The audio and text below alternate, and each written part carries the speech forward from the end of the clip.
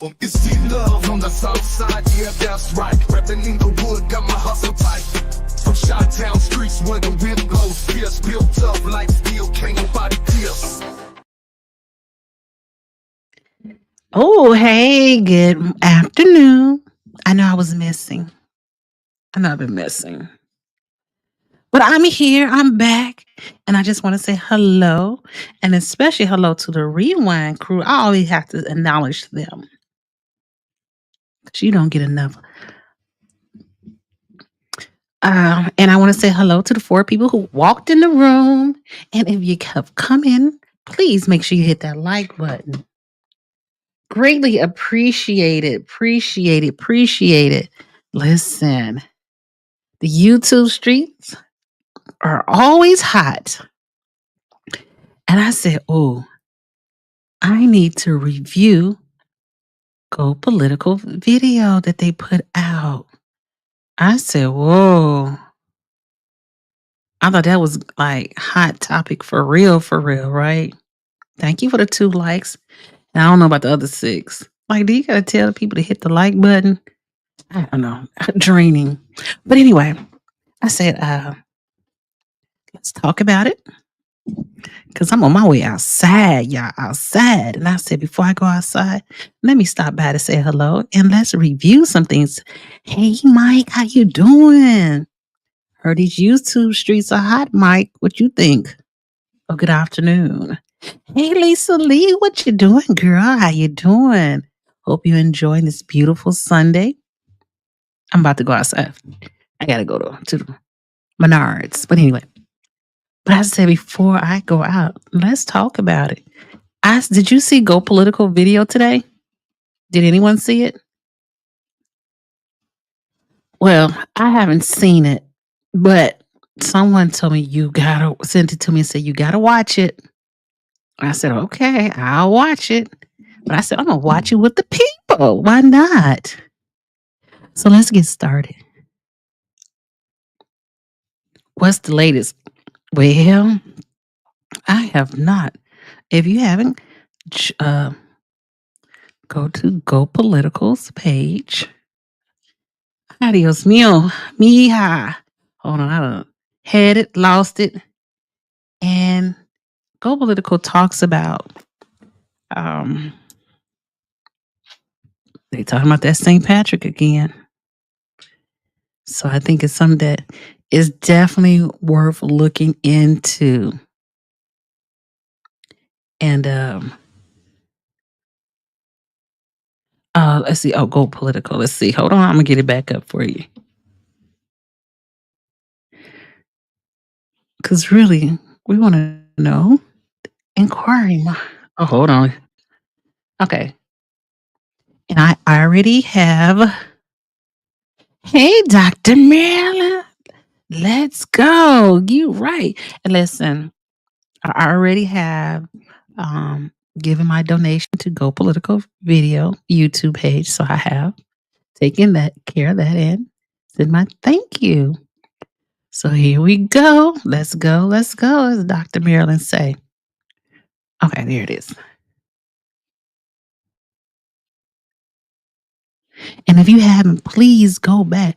You look nice and refreshed, girl. I needed that day off. I said I can't get. But thank you, Lisa Lee. Boy, I needed a break. So I'm back, girl. But thank you. Hey, Lisa Lee, I'm giving you permission to tell me if I say, girl, you need to take a day off. Let me know, because sometimes I forget. I appreciate you. Because I know I was like, whoa, you looking rough lately. I've already seen that the FBI is coming RICO charges. Okay, Gary, well, we about to watch it because I haven't seen it. Somebody else sent it to me. And I was like, okay. Village of Dawson. This is Mayor Tiffany A. Henyard, the people's mayor, and I'm here with the property owners off of Lincoln and Michigan City Road. Please come and join us. It will be opening soon, but I'm happy to announce that these 2 Black African American business owners, y'all give it up for them. Business owners, yeah, Tiffany and Patrick. Okay, look how they looking.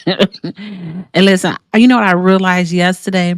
When I went past St. Patrick, St. Patrick is 5 floors.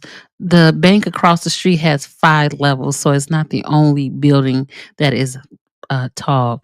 You are staying up late. Lots of that. You right. Ooh, Mike, you could tell me. I know, child. I be staying past my bedtime.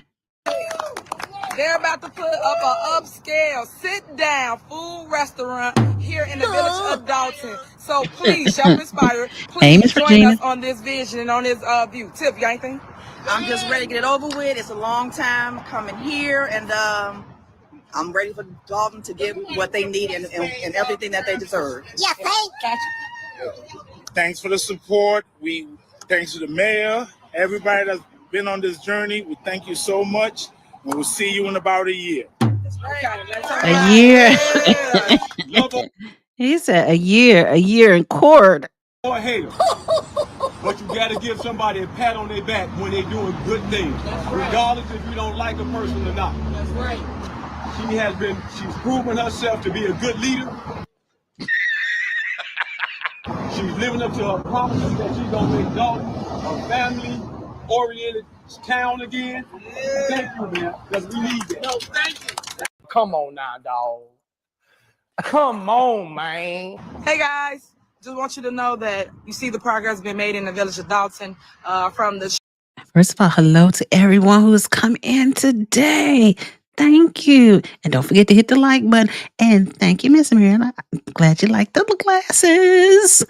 I don't know if you realize this, but that St. Patrick, I believe it's on 3 or 4 lots. LOTS. Streets being repaved, alleys being repaved, sidewalks being replaced, and trees being trimmed. It's still talking about the trees. You see that we are trying to beautify our neighborhood and we're bringing new business in the community. Beautify. I want to thank those that believed in me as your mayor and the vision for the town. And I just want y'all to know I'm going to keep pushing and keep rising to the top. Y'all know what I'm going to do. Because at the end of the day, I love y'all and ain't nothing you can do about it. Well, at least I hope you ain't trying to do nothing about it. We appreciate it. Right, Tim? Ain't nothing they can do about it. No, you're so dumb. You are really dumb. All right, it's coming. That's right. All right, and that's all that we're gonna say. Yeah, that's it. It is coming. You can't deny this. Yes, you can't deny it. That's right. You can't be mad about it. That's right. You serious? Revenue. Yes. Jobs, Ooh, say that. above. Come on, Okay. say that. That part. Every That little part. bit of it. So it's a year. We'll see you soon. Yeah. Ooh, see, to that part. I'm gonna follow that. That part. Yeah, she about to slay this building, dog. I'm about to tell y'all right now. She ain't coming to play. She coming to slay, baby. While everybody all being negative, y'all need to find Jesus for real. This is what I do. While y'all talking about me, I'm still working. While y'all sitting here posting about me, I'm still working. And this is the problem. She's still working, y'all. You got to give her credit. She's still working on something in the pot. But question, she never got did Tiffany Kamara, is that how you pronounce her name? Did she ever receive her 3rd license? And why is the 3rd license held up? What is connected to this license that is not being released? If anybody know, let me know. Progress that you see before you. Y'all know the words, sing it with me. Wait for it. Here it comes. Ain't no stopping us now. We on the move. Oh, they go, come on. Later. The mayor of Dalton was back. And you know what not that it matters. So there's like 3 parcel of land. The 4th one may be incorrect about, but it's 3 parcels of land. And when I looked online, I don't know if his name is Woods or Johnson, but he has several aliases, I'm just saying. And he purchased one, but in 2019, but then in 2021, he purchased the other portions of the land and then turned around and sold it. How does that work? I should see did they pay the taxes on that land. I'm going to look that up. Back in a courtroom today, a business owner took legal action after she says the mayor refused to sign paperwork she needed to open her business. What?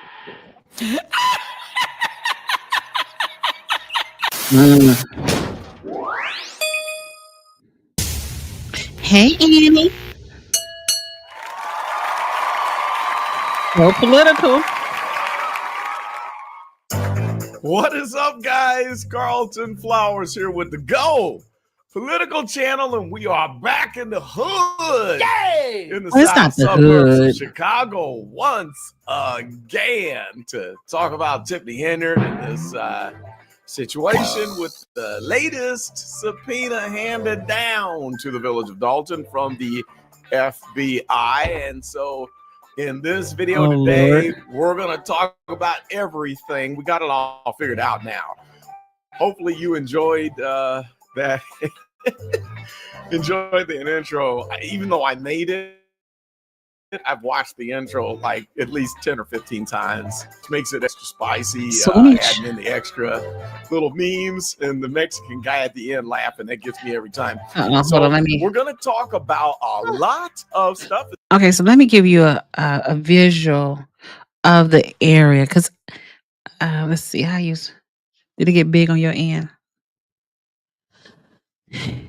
Hey, Carol. Oh, I believe the judge gave House permission to sign the third license. Okay, great.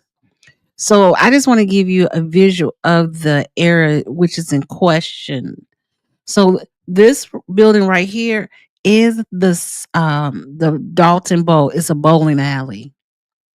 And this building right here is the soccer field.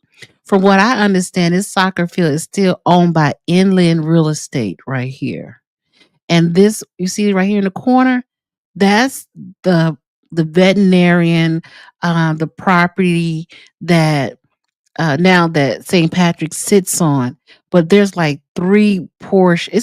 It's three partial land that has been bought. I don't know. I had to go look and see if all the other two partial land was that sold to this person, to St. Patrick's.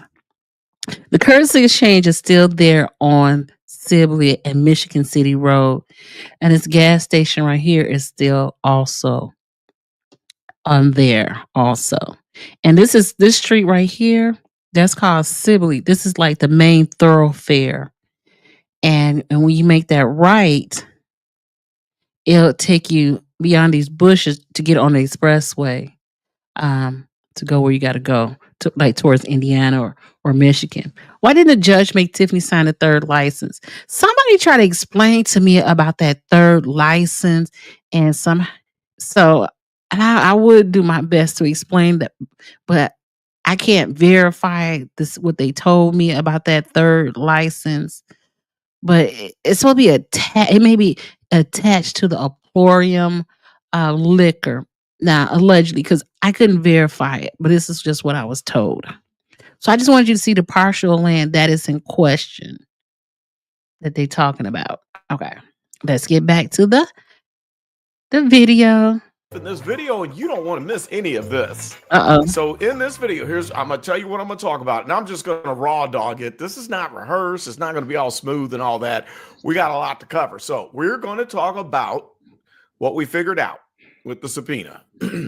We're going to catch up on the latest details. There's some breaking news that we found out yesterday, just yesterday.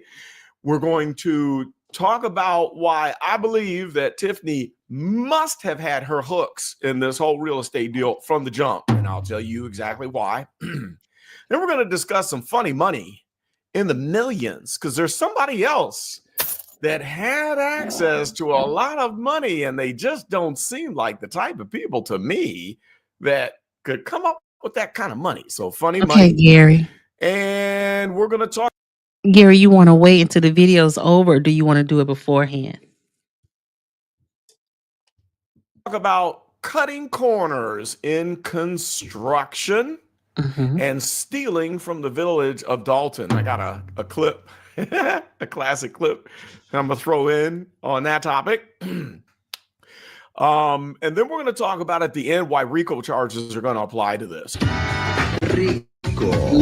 All right. And then last but not least, hang in there for the end because I'm going to go over viewer comments. We're going to go over all of the best comments and best information that you guys gave from the last video. Yes, indeed. Okay, so let's just jump over to the. That's a good question, Miss Dr. Marilyn. I don't know. Good question. News story. Here we go. This is the story that I wanted to start out with right here. So the Fed subpoenaed Dalton, Illinois records tied to ousted super mayor Tiffany Henyard's boyfriend, Kamala Woods. Yes, Kamala? Kamala. Oh, Kamala, you're in big trouble. Kamala, you're in big trouble. Big trouble, Kamala. This is not going to end well. Most likely, probably, frankly, I believe it's going to land him in jail. It won't be good. Won't be good. Who's Kamala? So I got to clown a little bit. Oh. We went through this. Let me pull it up. We went through this document here. There it is right there. The subpoena where they said, you are commanded to appear in the United States. Hey, Tina P. We just walked in. We just reviewing Go Political video that he did. I believe it was today. And it's supposed to answer a lot of questions that we were wondering about. Probably. Oh, okay. Probably liquor, beer, and wine needs individual licenses. Or maybe not. Yeah, that's a good question. I wonder if somebody can explain that to us. Dr. Marilyn, hey, Miss Regina, I think you need a license for packaged liquor and then one to serve, but I'm not sure. States court at a specific date and time, only to find out that they don't actually have to appear. They can just send in all the information necessary from the subpoena. They come out like blasting, guns blazing, and then say, well, you don't actually have to come. And they say, now, don't tell anyone about this, but if you want to tell somebody, you can. I don't know what's up with these courts and this legal stuff. Lawyers, I swear to God, doesn't make any sense. Wait till you see the breaking news story. I can't wait to get to that. That's like somewhat of a shock. Yeah, I don't know. We were going through talking about the property, and it was the old vet hospital. Okay, so let's see if we can pull up a picture of the vet hospital. We showed this in the last video. Okay, here we go. There is the address, and that's why I was all confused, because on the maps and when you look up, it doesn't have the current information yet. So if I pop on over here, and then there we go. And so then you come to LoopNet or whatever. And then this is what, whoops, the page is having a problem. There it goes. This is what it used to look like back in the day. So there's the building. There's the vet. When did it look like that? And apparently, Mr. Kamal Woods, probably with the help of Tiffany Henyard, allegedly purchased this building. Now, some people were saying that he bought it for 80 grand and sold it for 200 grand. I don't think that's how it went. Correct me if I'm wrong. But if you will remember when Cafe of Knowledge was reporting about the real estate scam that the super mayor had going on, do y'all remember what that was called? The program? It was the block by block program. And Cafe of Knowledge unraveled the actual LLC that Tiffany Henyard and her family members were using to get properties for pennies on the dollar. So they were getting people to sign over properties using a document that is known as a quit claim deed. So someone, let's say, owns a property free and clear.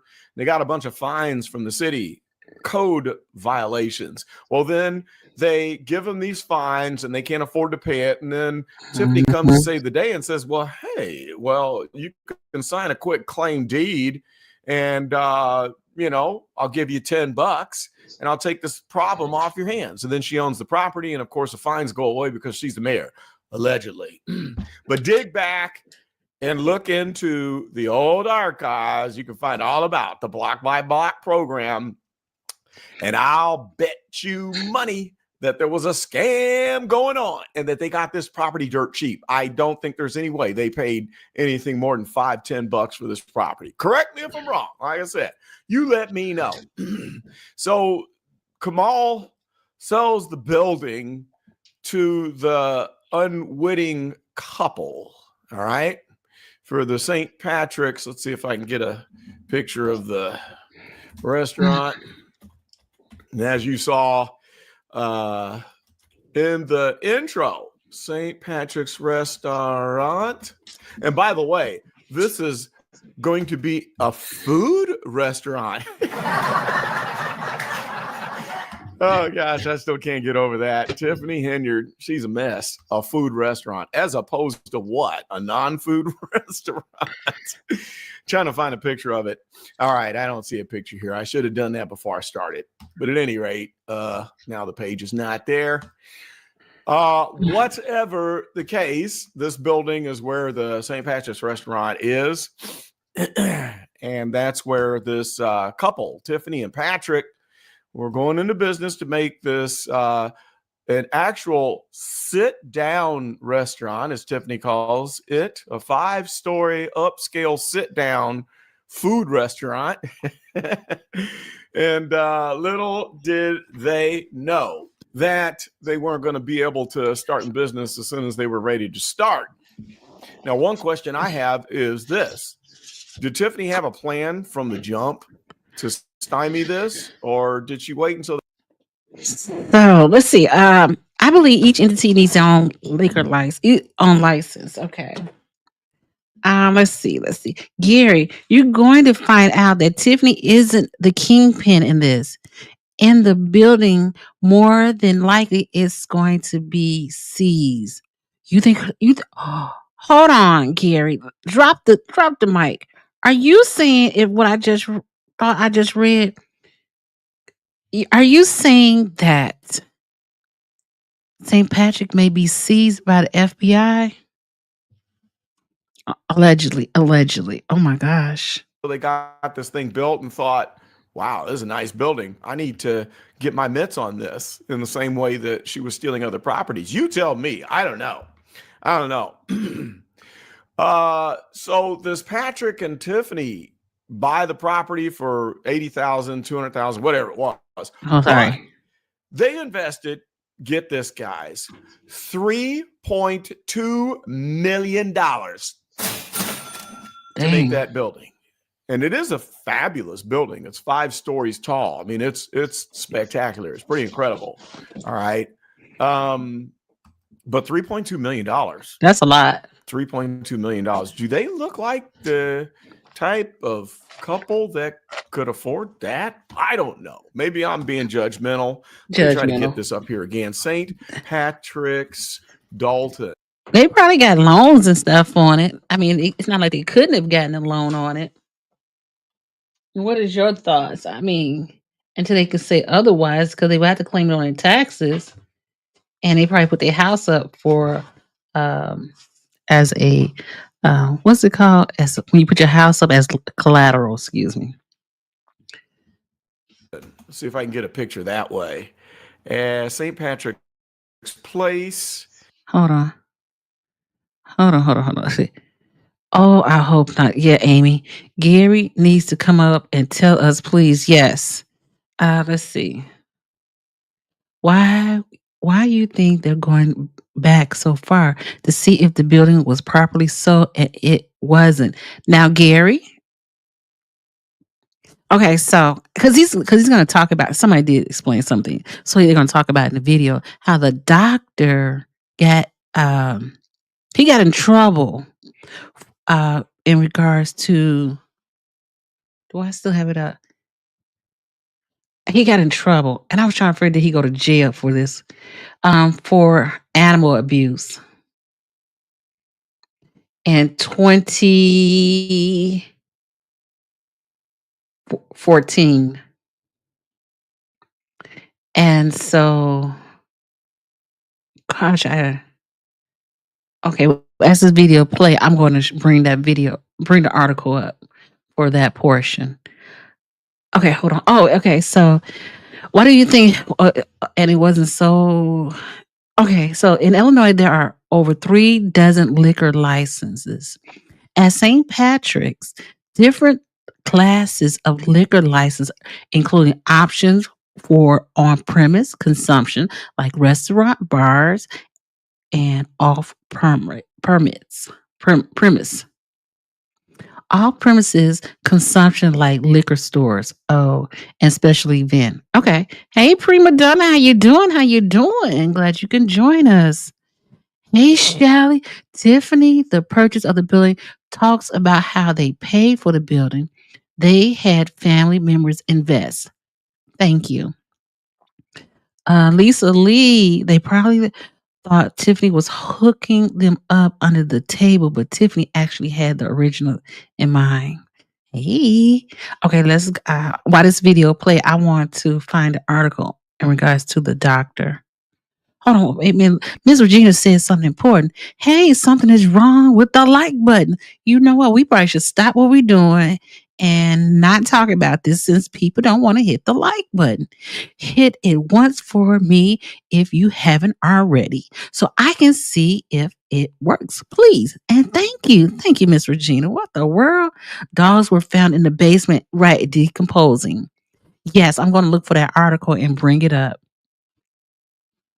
Let's see if this is the website. No, that's that same one. That's the same dumb one. We want pictures. We want actual pictures of the building. And it doesn't look like there's a rooftop bar. That's the same one. All right, screw that. We're not going to find the actual picture.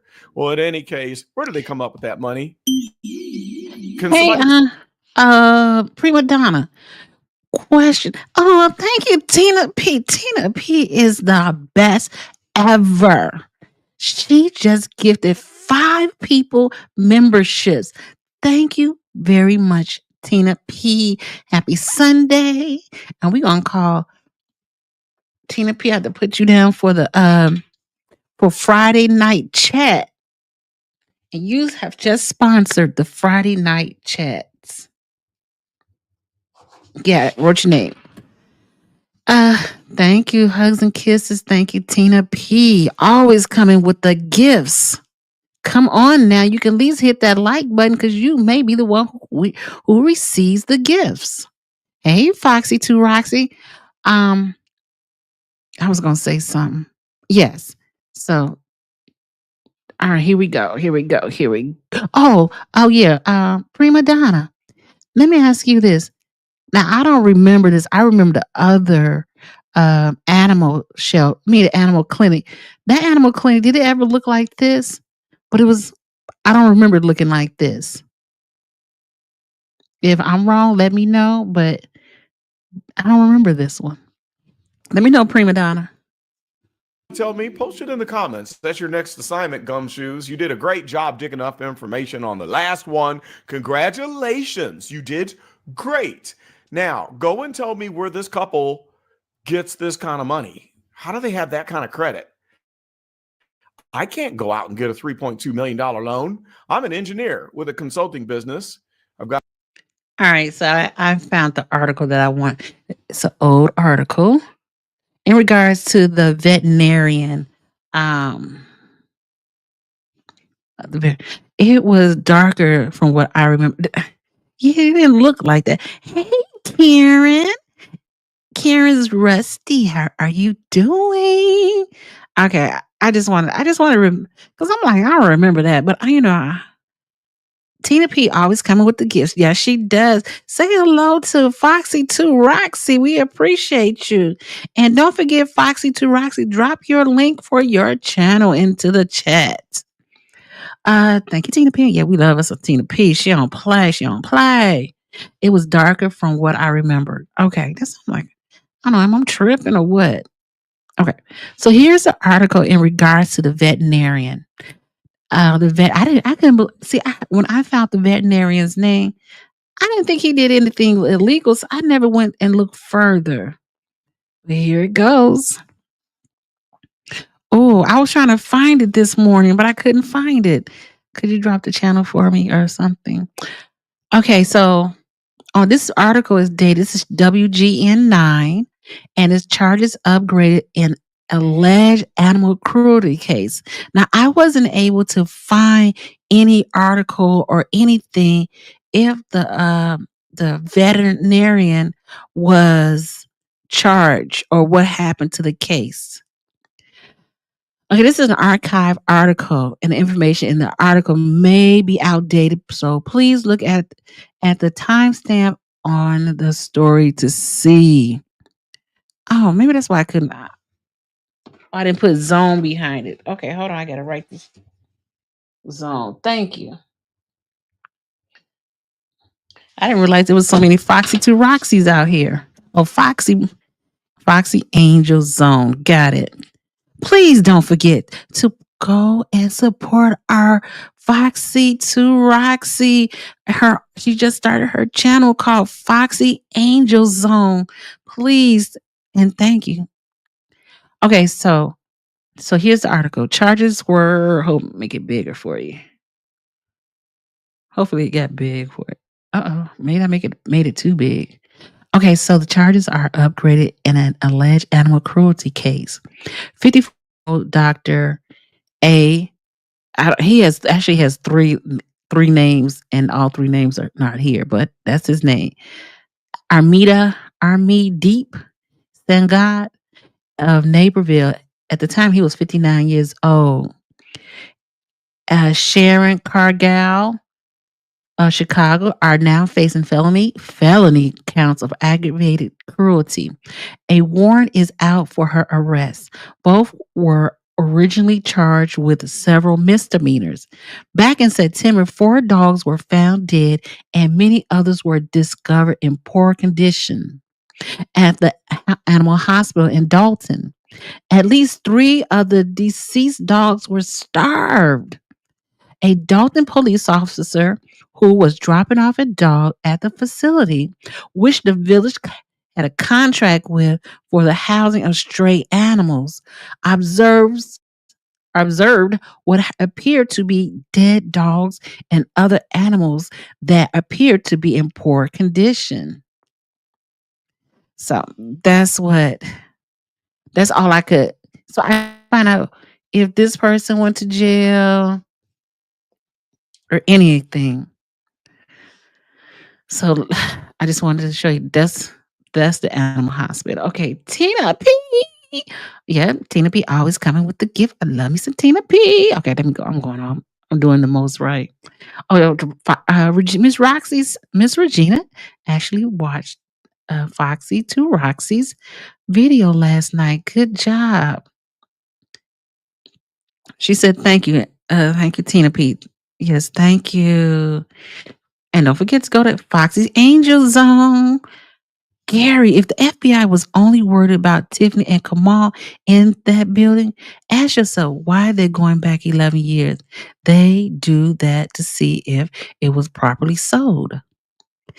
Okay, so Gary, it's called Follow the Money. You start from the beginning. So this is what my thought process is, Gary and everyone else. So I just said, because it's public records, I looked at the property taxes. And in the property taxes, I saw that in 2014, the Dr. A bought it. Dr. A had it. But then, in 2014, 2015, it's when the doctor got in trouble for those, for that felony about animals, right? So in 2015, the property taxes went to Key Urban Strategy. And from 2015 to 2021, Keystone Keystone was paying the property. Now, I don't know if Keystone was holding the property for someone and they was paying them the taxes and they paid the taxes for them, but I couldn't see who actually owned the property. I could only see who was paying the property taxes. Yes, I think it was charged with, was it 20? Hold on. Let's see, what year was that?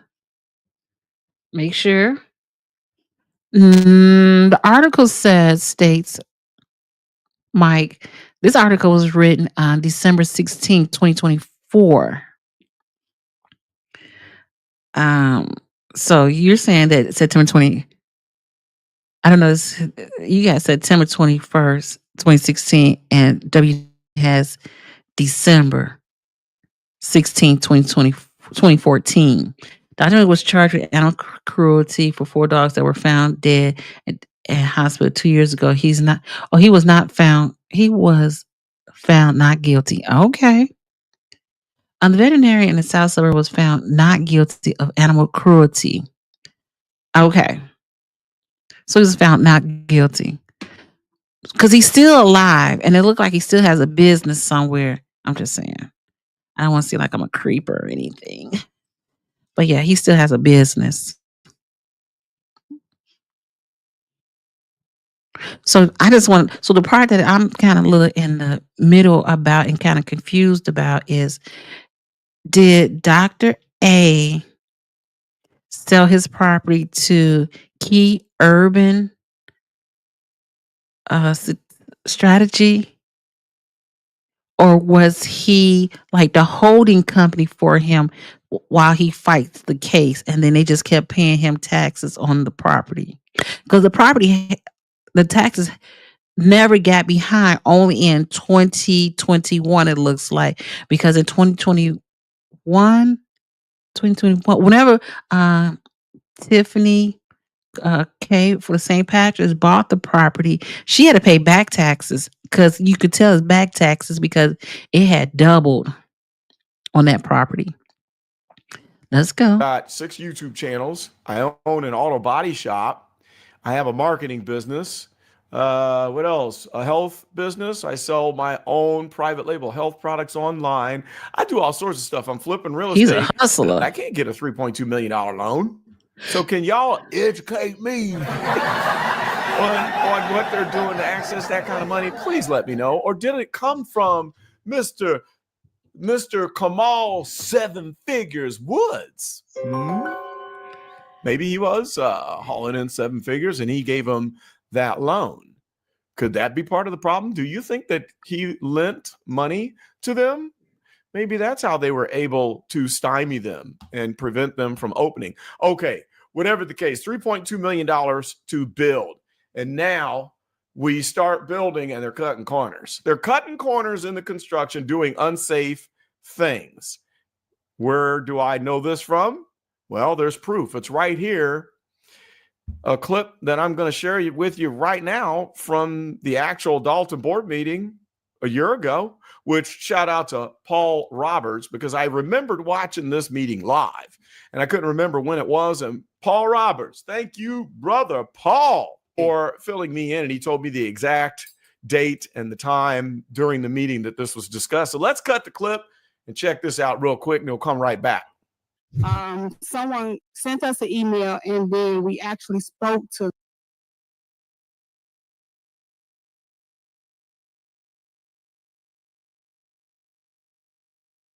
this person on the phone. This engineering firm was hired and has a proposal. Hey, the Mack Man Morning Show. How are you doing? Glad you can join us. And I really appreciate your video that you did on Tiffany from the St. Patrick's. Yes, appreciate you. Did you all remember this meeting? I remember like it was yesterday. Signed by Mr. Freeman. He is saying that we owe him $7,482. So, of course, I asked what was it in reference to. He said that Mr. Freeman contacted him with the help of Ron Smith, who was the engineer, saying that they needed a proposal for 15022 Lincoln. Now, I'm concerned because 15022 Lincoln is not our property to my knowledge. So why would we be paying a bill for $7,482? I do know that as being a village that we do have to go through proper protocols and we don't have certified people to do this. But after reading, it says my email to the engineer on record on 11/21/2023 indicating our findings and concern with the request for missing information or corrected drawings to be sent. A letter of our architect indicating numerous deficient items I highlighted for some of your review. The letter of our mechanical engineer indicating deficiency in items for your review. Again, we strongly recommend the construction stop immediately. Well, I remember this like if it was yesterday when they said it needs to stop immediately. Mayor of Dalton was back in a courtroom today. A business owner took legal action after she says the mayor get my mitts on by Mr. Freeman. He is saying that we owe him $7,482. So of course I asked what was it in reference to. He said that Mr. Freeman contacted him. Did he say $4,000? These people, they spending money. Whoa. Hold on, let me I saw the Mack Morning Show. Hey, Miss Regina, if it is something with the $3.2 million loans, the company that provided the loan is also in jeopardy if they are still in business. Shit. Taxes. Often a company will pay the taxes on the property as an investment. At a minimum, you get a high interest rate. Sometimes they get the property for pennies on the dollar. Okay, so I did see the last time that when that building allegedly was sold in 2015, I believe, to the Key Urban Strategy, because they're in that that's opinion also that the taxes were paid by them. But I think I got to think this out a little further too. Okay, but I'm gonna get back to that, Mike, because something still has me confused. The Mack Morning Show. I gotta have you on my show. Hey, Mack Morning Show. Just let me know when. I'm down for the count. Hey. He said hello to everyone. Happy Sunday, Made in Texas. Glad you can join us. With the help of Ron Smith, who was the engineer, saying that they needed a proposal for 15022 Lincoln. Now, I'm concerned because 15022 Lincoln is not our property to my knowledge. So why would we be paying a bill for $7,482? Oh, $7,000. Do know that as being a village that we do have to go through proper protocols and we don't have certified people to do this. But after reading, it says my email to the engineer on record on 11/21/2023 indicating our findings and concerns with the request for missing information or corrected drawings to be sent. A letter of our architect indicating numerous deficient items I highlighted for some of your review. The letter of our mechanical engineer indicating deficiency in items for your review. Again, we strongly recommend the construction stop immediately until such time these items are addressed by an architect on record. Now, I'm concerned because the man keep calling about his money and it's never been on the warrant list, but I'm more concerned that beautiful big building at 15022 is not structurally sound because there's a 12-page report that says there are all these issues. So my question, and this is discussion, is somebody please call this man about his $7,000, which I don't understand why the owner would not be paying for this. And then what are we doing in reference to all of the, has anybody followed up about all of these concerns about that property? Holy moly. So not structurally sound, cutting corners in the construction. So there you heard it right there. So why is it that But I thought I heard Tiffany say that and I heard it on the Mack Morning. This was live. Tiffany live. Yeah, I heard on the Mack Morning Show when Miss Tiffany from the St. Patrick was on his show. She said they had to pay more money for in that property, to make sure it's structurally sound. If I'm incorrect, Mack Man Morning Show, please let me know. Engineering company was running the village down about that $7,000 bill for a property that's not even owned by the village. Well, now you know the rest of the story is Paul. Okay. Made in Texas, we were reviewing the Go Political's YouTube page. I'm sorry, we're reviewing the YouTube video that he has done, and people are talking about it. And I said, well, let us talk about it also. At the Mack Man Show, she was on target with that. I had an interview with her, and yes, he did, and she explained that process and what happened about those buildings and how they quick deed them. Drop the mic, Mike Man Morning Show. And when we done Mike Man Morning Show, if you are able to jump online and talk to us about your interview, and I'm going to put that also in the description so people can go back and check out. I think this was really the last the interview that we heard from Miss Tiffany from the St. Patrick's. Okay, see, all the violations were not true, and the building is solid and strong. It is structurally sound. He's saying it was Tiffany's lie. You are truly right. Yes, I heard her say that. Yeah, I'm going to put the link into the description. I'm going to put your the Mack Man Morning Show. I'm going to drop the link. Oh yeah, duh. I'm sorry.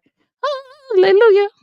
Hey, we got a firsthand somebody who actually talked to the owner. I dropped the link. I think there may be something that someone's overlooking. When there is a real estate transaction, the title insurance would be required. Definition follows. Okay. So the title insurance protects the real estate owner and the lender from losses due to issues with the property taxes, those titles, such as liens, encumbrance, or fraud for a one-time premium paid at closing. And Mike, Illinois is an attorney state, so it had to go through the attorney. Now, which one? Who? Donnie. Hold on. Let me check this. Hold on for a minute. Okay. I was like, who is Donnie? Hey, Mack Man. Well, hello. How are you? Finding yourself. Oh, how are you? I'm so excited to hear from you. I'm doing well. Good. Well, thank you for the invitation. And I enjoy your show. You know, I'm a member. Thank you for whoever gracioused me with that wonderful membership, and I will renew it when it's time. I think we should support each other. It's just good to be here. Yes, and that was Tina P. Thank you, Miss Tina P. We get to see where your membership has gone to. We appreciate it. Thank you very much to that wonderful person that did graciously give that. Yes. So let me ask you a question, because you're really one of the right. You can answer a lot of these questions because you had really spoke to Miss Tiffany. Is her name is Kamar? Is how you pronounce her last name? You got it. You got it exactly right, Tiffany Kamar. Yes. Okay. All right. So let me ask you a question then.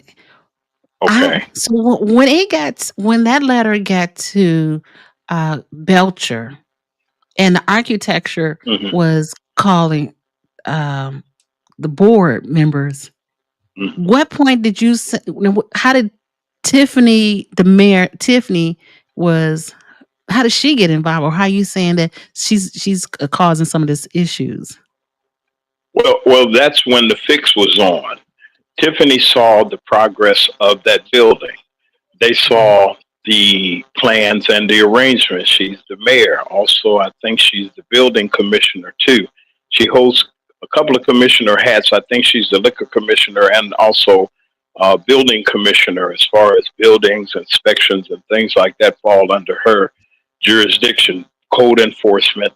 So what Tiffany did was the original quote for that work to be done was for a city building. It was not for that actual structure. What they did was they took documents and they pasted them together to make it seem like that they were structurally unsound and they would have to abandon the building. If they abandon the building, that means they, whatever's standing there, say for instance, they finished the building and they found out that it's structurally unsound. All the city would come in and do is condemn it and say nobody can go in there until it's structurally sound. Well, you got to know that these people put a lot of money into this property. They put almost, from the quote that I got, well over $7 million. Has been whatever, by whatever means. They work hard. These are hardworking people, very successful people in business before they even started it. They had their own liquor establishment, and also they just had other things that they just did well with their monies, and they supported each other, husband and wife. Well, when they came about, the original property was a animal shelter of some kind, and it was getting ready to be condemned. And you know, by her being the mayor, and they can set the prices for things, the building went up and it was up for taxes, and somebody paid the taxes on that property and the building and got that building and sold the building for a profit of about $200,000. Let's roll the tape back. Right next to the liquor. Go ahead. Before you go further, before we go to the next door to the liquor. So I pull up the property taxes. So I saw that Dr. A, I can't pronounce his name, Singh, he owned that property. It was like in 2014, 2015, he no longer owned it. Then his key urban strategy, they start paying the taxes on that property. Pay attention to the money. Pay attention to the money. Pay attention to who paid the taxes on it. Now, you got a building that is not being used. It's vacant, but somebody's paying the taxes on it. Somebody in some investment group or LLC got a hold to it and started paying taxes. Now, there is a limitation to buying a tax property. You have to wait an extended period of time. Usually it's 2 years. If you pay the taxes on that property for 2 years, and when that 2 years is up, they will quick deed that property to you for taxes. It's called a tax sale. That's what it's called. And that's what happened. Tiffany is the municipality's chief executive officer. She knows what's going on. Housing is under her. Property is nothing can happen without the municipality. And she's the mayor. She saw a deal. He sold the property to the present owners for a remarkable profit. Now, mind you, who car wash is next to their liquor establishment is Mr. Kamal, the boyfriend. I'll just say the boyfriend. I won't call his name. The boyfriend. He owns that whole strip, including the liquor store. Think about it now. Strip? The liquor store that the owners of St. Patrick, they were in that liquor store where his car wash is. There's across he the owns street. that It's strip not in mall. It's across the street from it. Yes. Yes. Exactly. So let's pull forward a little bit. Now that the cat's out the bag, and now that the election was over, now the FBI was not going to come up on Tiffany or any other politician during the election. That is not their practice. Their practice is let the dice roll. You see what happened to Trump. The dice rolled. He became president. They didn't jump to convict him. They didn't jump to send him to jail. They didn't bother him. They couldn't really do nothing because why? He was in the middle of an election. When you know the process and how it goes, you know, that's how they know it. They know that's politics, but that's a horse of another color. Tiffany was putting the squeeze on these people that were giving them, this is common knowledge, it's public knowledge. Tiffany got contributions for them as a trustee, and some of the other trustees also got contributions from this, and there's nothing wrong with that. Not that they were going to do anything favorable. This woman is going to do business in your village, and it'd be wise to see who the people that run and move and shake and give you your permits. You ain't doing anything wrong, and you can contribute to anyone. And I'm gonna make a long story short because I don't want your people to get nervous with me about telling all this. But what we got to, well, let's take one thing, and I can say this with all accuracy. One, that building is 100% sound. Let's get that straight right quick. You can go there, enjoy yourself. I'm coming. I'll be there for their grand opening. They asked me to come, and I'm coming. I'm going to see if I can boogie woogie a little bit, if I still got it in me or something. You ought to be there too, sister. If you could get there for the grand opening. Let's show our support for this black business that was bamboozled by Tiffany and her henchmen. She was doing the shakedown, pay to play. You want your permit, you got to give me X amount of dollars. Come on with it. I'm listening. Yes, ma'am. Okay, so where I'm confused at, because again, I only looked at, because it's public records, I was able to look at the taxes. If there was any back taxes, the back taxes were between 21 and 21. It wasn't like more than 2 years old in back taxes. Okay, what was the amount? What was the amount? What was the amount? I think okay, don't go there. Don't go there. Okay, you can. Let's go there. Okay, let's go with that right there. All right. If that's the case, he paid it. He's got the means to pay it. Tiffany is the chief exec. She knows every building you can't sell it. Okay. Okay. Go ahead. No, hold on. I'm sorry. No. Tiffany Kamar had ended up, when she ended up buying it, that her property, that she must have to pay she paid that back taxes because it doubled that year. Exactly. So it's just one who got year. Control of? Yeah. Tiffany she's the mayor. You got to understand who she is. She's the mayor in her town. You got a building that's been closed, ain't been used or anything, and somebody's willing to buy it. Okay, she had everything was above board until the shenanigans started happening with the shakedown. Now they bought the property. He got it through the means that he got it, either hook or crook. He got it, and it was sold properly. Okay, what they were trying to do is they saw the succession of St. Patrick's. And what did they do? They wanted to get that property. So how would I get this property out of these people that done built this place? And we got to give them their liquor license as has been reported. What can we do? We got to cause trouble. That's where the inspection, the false, let me repeat, false inspections came. What Freeman did was Freeman was asking for that instruction to be done on a building. I think it was the Melanie Fitness Center. Structurally sound, whatever the case may be. You can take stuff and paste it. This is where the falsehoods and the forgery goes into. And that's why Keith Freeman pleaded.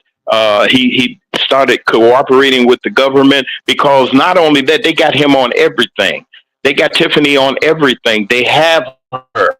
They're just waiting for the ink to dry on the warrants to come and get her. She's having her fun. The FBI is on the trip. She's in LA. She was, or whatever. They were there too. They on her. They know her phone. They on everything. The car, everything. The car wash. You're going to be surprised what they found in the car wash. I'm just throwing that out to you. And I share with you offline. I can't tell. Okay. Yeah, allegedly, everything is allegedly, but we're reporters. Yes. And, reporters share things, and I ain't going to let you be in the dark on this. Let me first of all say thank you for letting me come on. It's an honor and a privilege. And as the Mack Morning Show gets in a position, you know that I'm there. I'm your brother. I'm here for you, whatever you need. And I want your audience to know that I respect you and I honor you and I honor your platform. And I respect you as a human being and as a person and as a wonderful woman. And that's how I want to be. And I hope that if you need me for anything, I'm right here for you. I appreciate you, the Mack Morning Show. And I look forward to being on your channel as well. Just let me know when. You got to come on. It's already done. We're going to have to get it together. The world needs to know you. Like they don't already know you. They know you. But let them know the Mack Man do have some friends and some people that care about him. And I thank you for what you've done. And accurate reporting, you're one of the best. You're one of the best. Next to the super producer, both of y'all get together. It's all over. I don't know what to say. That's my friend. And yes, she's my friend. She's intense. But that's my friend. And y'all tell the truth. Keep shaming the devil. Do what you do. And if you need me for anything, just please let me know. All right. And I'll get your email and I'll reach out to you. I'll send it out to you. It's public. I'll send it out to you. All right. I appreciate you. Appreciate you. Thank you. Hello. Ooh, you all. Shelly, Henyard and Kamar are rotten scoundrels. They are trying to take the property and their work from them. Prison, here they come. Allegedly. Hey, CL Smooth, how you doing? Hey, Monica, how you doing, girl? Hey there, beautiful ladies, panel, guests, mods, and chats. And thank you to Mack Man Morning Show for coming on. I appreciate you so much.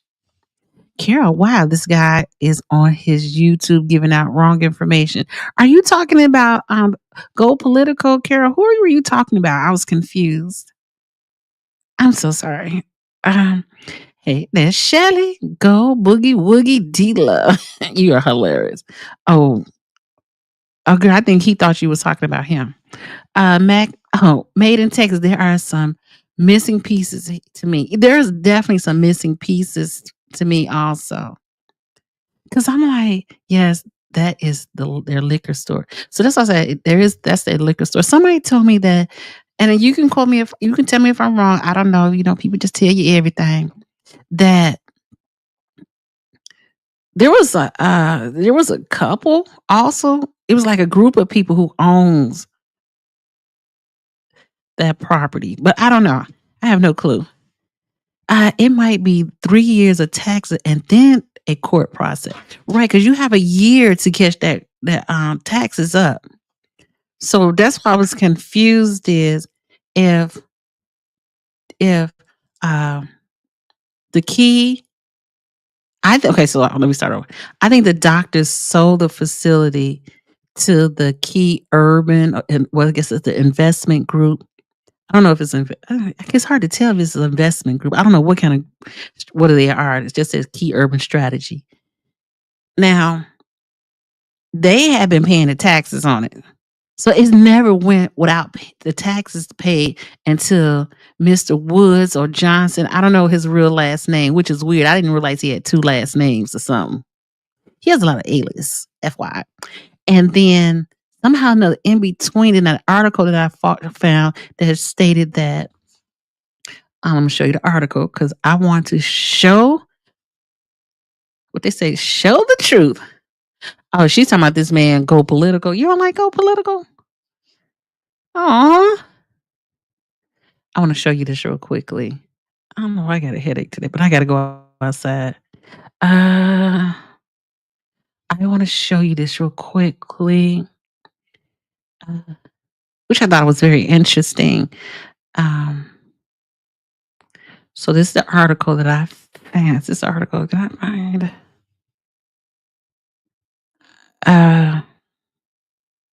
My computer said you got too many screens open, girl. Too many screens open. Oh, well, we're going to let it play, and then we're going to, hold on, the T, Mike, yeah. Oh, okay, I have to reach out to the Mack Man Morning Show. He's a good man, Lisa. Yes, and please hit the like button. Thank you. Tell them, Lisa Lee. Mack Man, we love you. Yeah, we do. Tamika, your panel. Guess y'all, I appreciate him.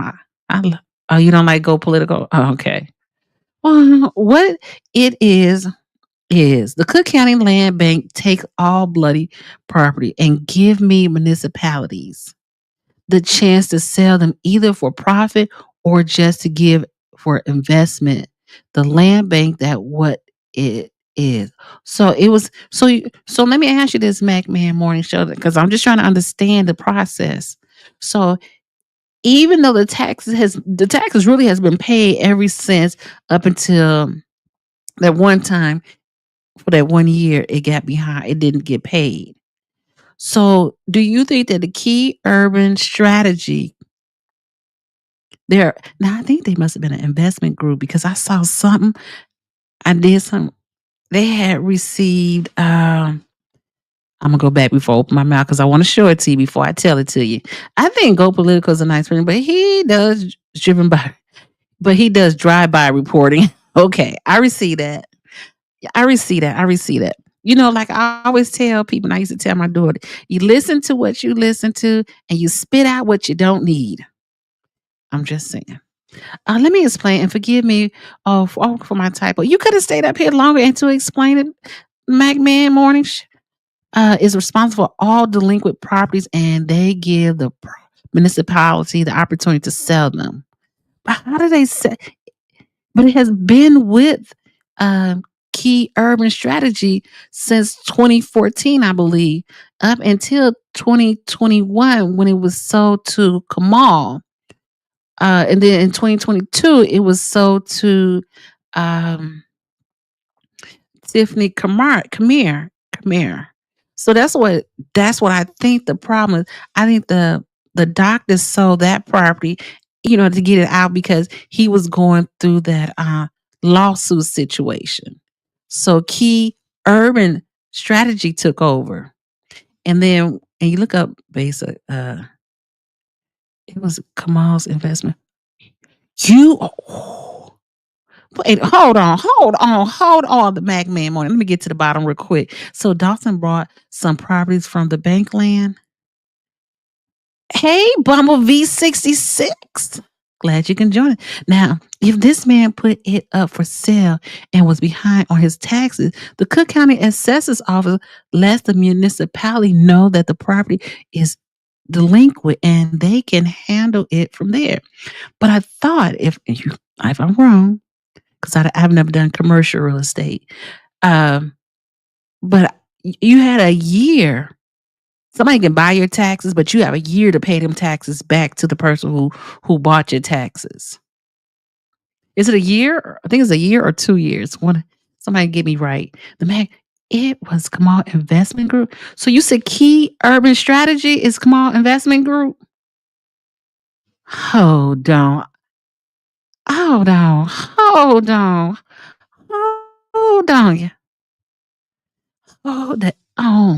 Hey, beautiful in chat. Hey, what's up, Doe? How you doing today?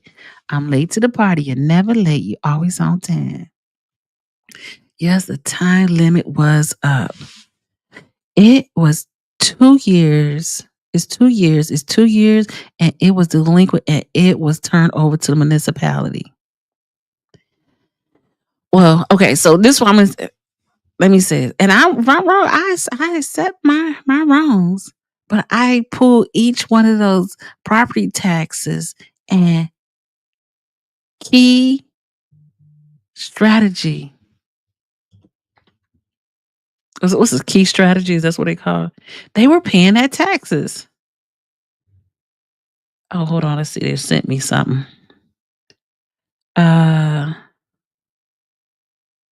Oh, here it is. Key Urban. Ways. Oh my God. I hate that I have to be the. I'm going to show you what somebody just sent me. Hold on. Give me a hot second. This is so.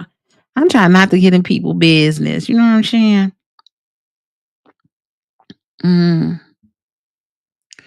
That was interesting. Hopefully, I don't have a link to this. Hold on. My fault, yeah. I didn't put the link. Hey, make sure you follow the Mac Man Morning Show. Please and thank you. We got to support each other out here. I appreciate him coming up. Man, that was like. Okay. So I think I need to. I saved it. Okay, I didn't send myself this. Okay, I want to show you something real quickly.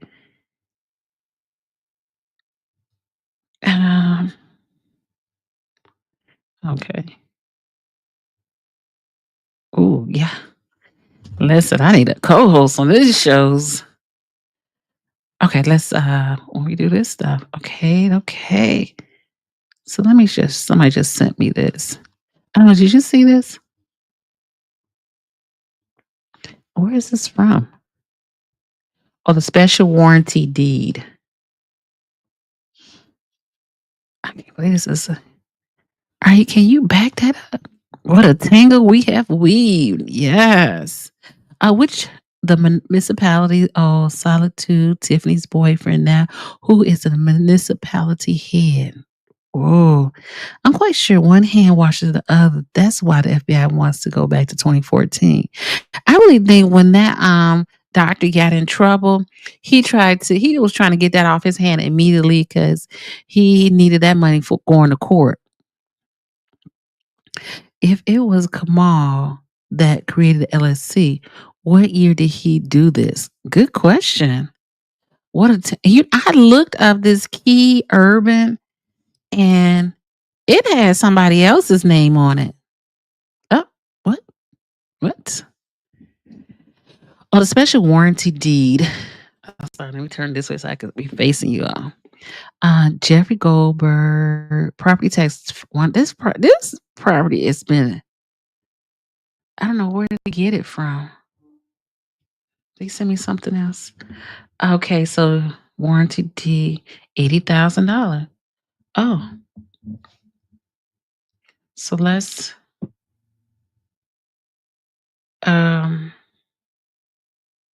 Okay, he bought it for $10.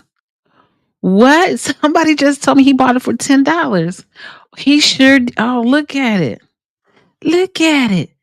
Guaranteed Key Urban Concept LLC Corporation for the consideration for $10.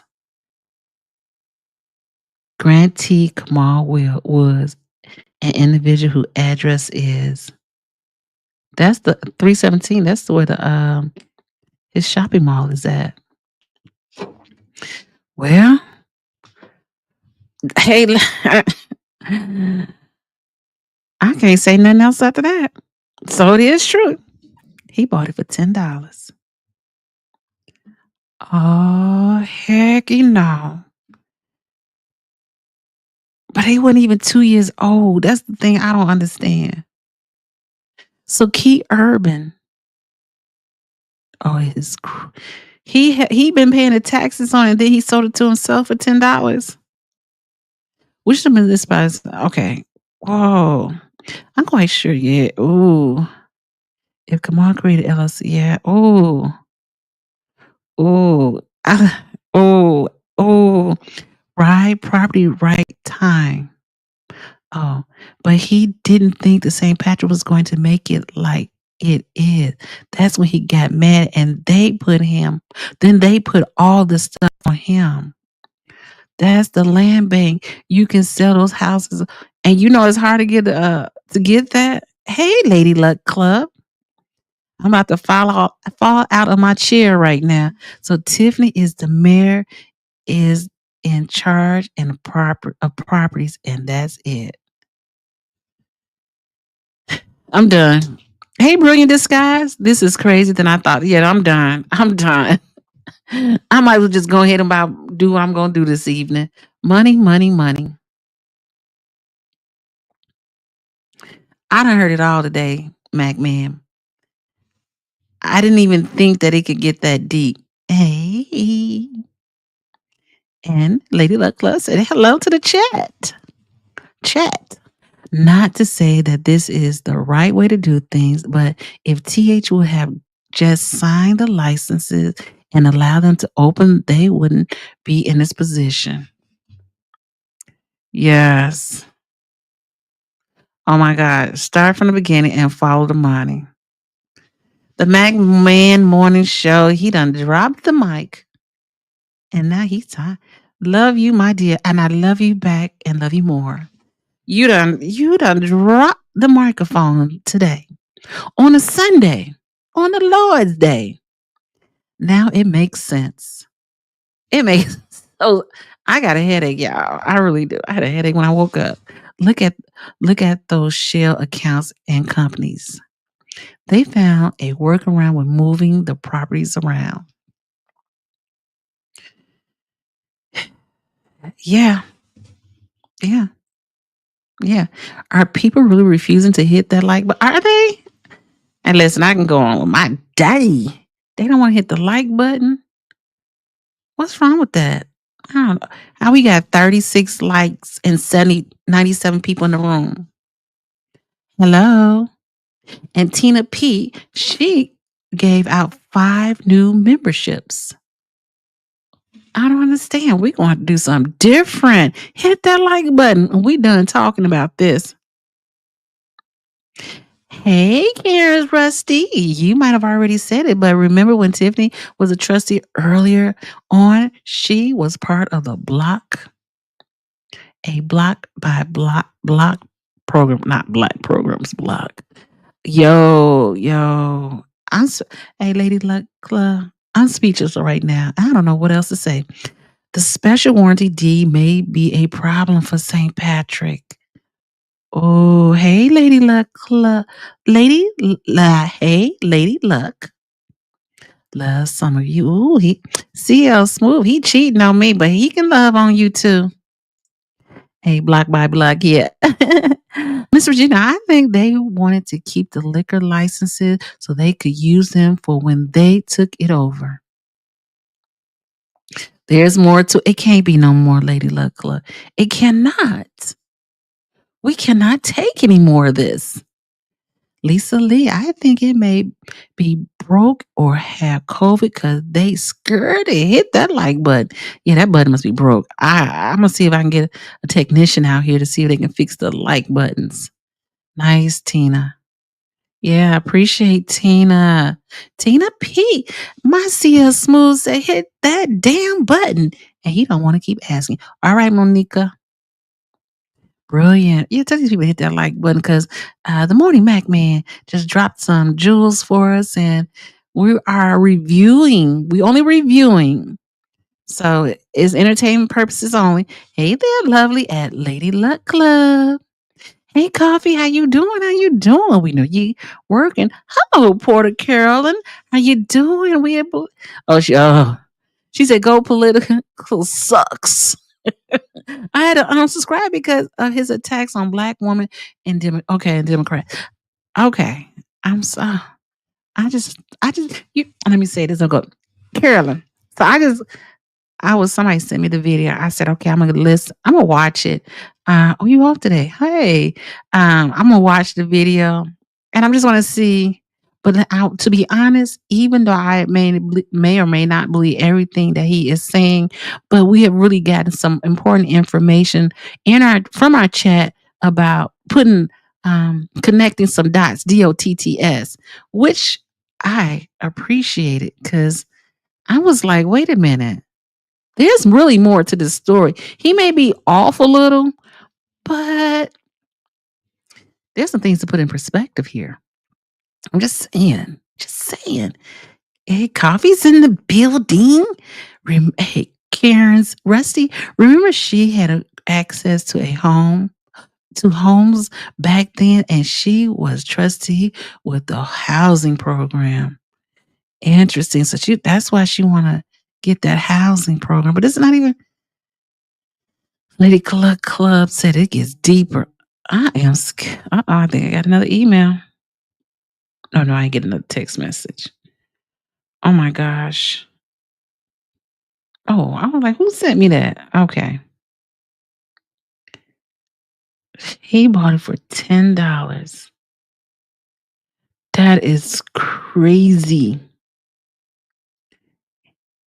I'm like, how did he buy it for $10 if it wasn't behind? Just don't understand that. Don't you have time to get it up to date, up to a certain amount of years before you can buy the property?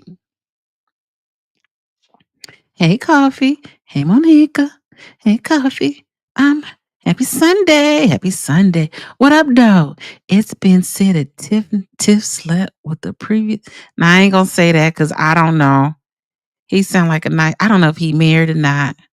How to get her hands on that property. Because they stay at it. They was going back to back. It was really crazy how they go at it with each other.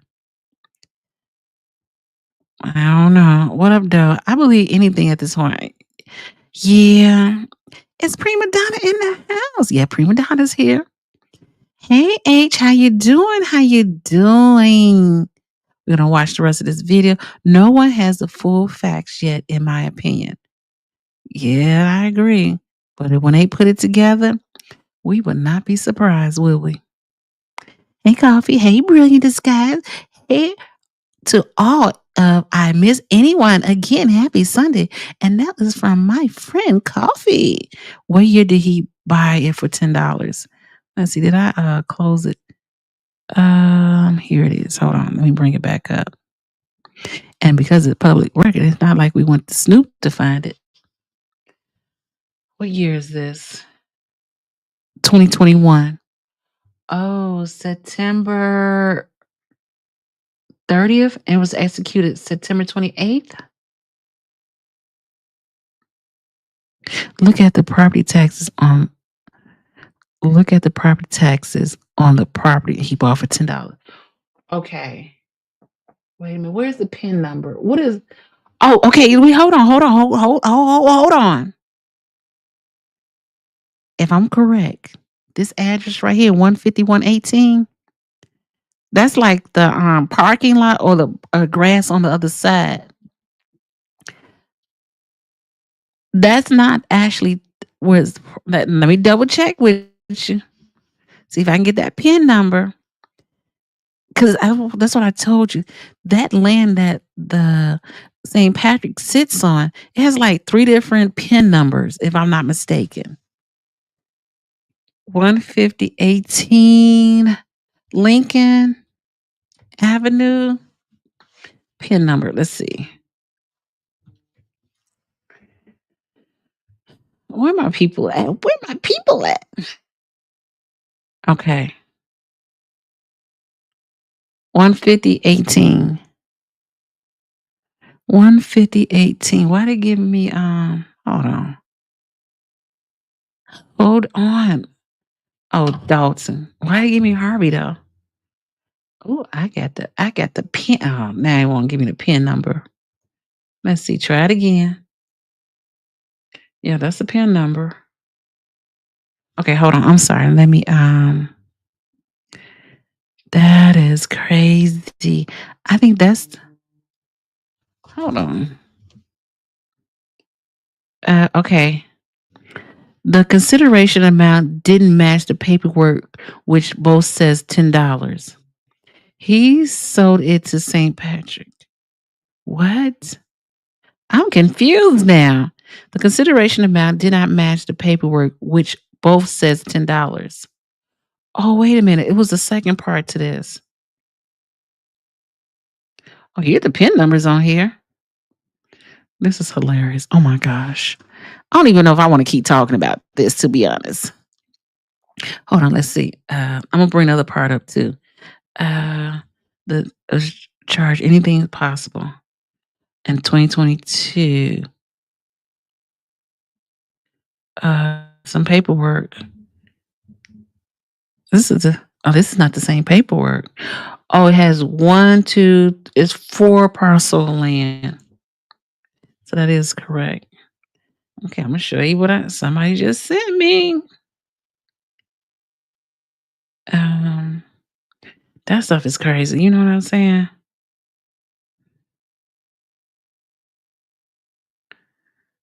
Okay. Did it? I don't know why this thing. Hold on, y'all. Oh. And you tell me what I know. I know Lady Luck Club, she got the answers to this. Lady Luck Club, if you haven't, let me say this. If you have not, please join and subscribe to Lady Luck Club. Now that's who got the tea. I don't be having no tea like that. Hey, Lady Luck Club, you have time to come up? Let me know. And let's talk about it. About the allegedly, until the government tell us differently. How about that? Did I do politically correct? Hold on. I'm trying to do too much. I want to. Sure. Okay. I really got a headache from this thing, to be honest. Okay, here we go. Drop the link. I just did.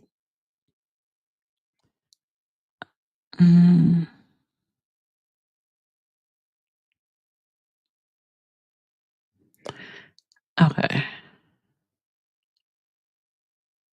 Sorry, y'all. Somebody just sent me something else.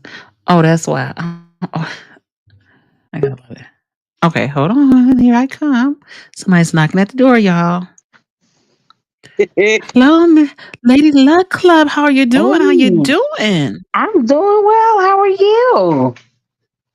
I don't know. I got a headache now. So this all gets interesting. I haven't done a video on this yet. I'm actually working on a video right now about this so-called rebuilding Dalton Hardy campaign stuff. That gets interesting. But to this one, who stole Kamal the property? What's okay. It's okay. I know the answer. It's Key Urban Strategy. Right. Okay, so and then Key Urban would have had to purchase that from, and let's imagine Key Urban Strategies now is a company, right? Yes, I looked them up. Yep. That will be a company. Who owns the company? I don't know who owns it though. I saw that it's a black guy, but he went to Chicago State. He went to Jackson State. He was like a gym teacher or something. But I couldn't see who owns the company. Right. So here's the thing. One of the issues that the FBI is trying to get a better understanding of, it's not just the property exchanging hands. It's the idea that these companies may have been set up as shell companies to make these type of transactions. So you end up having someone who, let's say I had 3 companies, right? And there is a property, whether it be a building or a lot, that may have gone default on paying property taxes. So I being the owner of 3 companies, let's say company A decides to purchase the taxes, or to think of it like an account. So you buy the tax account for that property. And because there's a back pay owed on it, you go and get it through a quick deed or quick sale or a short sale. Because at the end of the day, the government wants their money for the taxes. Right. They don't care who's paying it, which is problematic, but they don't care who's paying it. So I go in under company A and I buy this lot. Let's say they owe back pay of $50,000.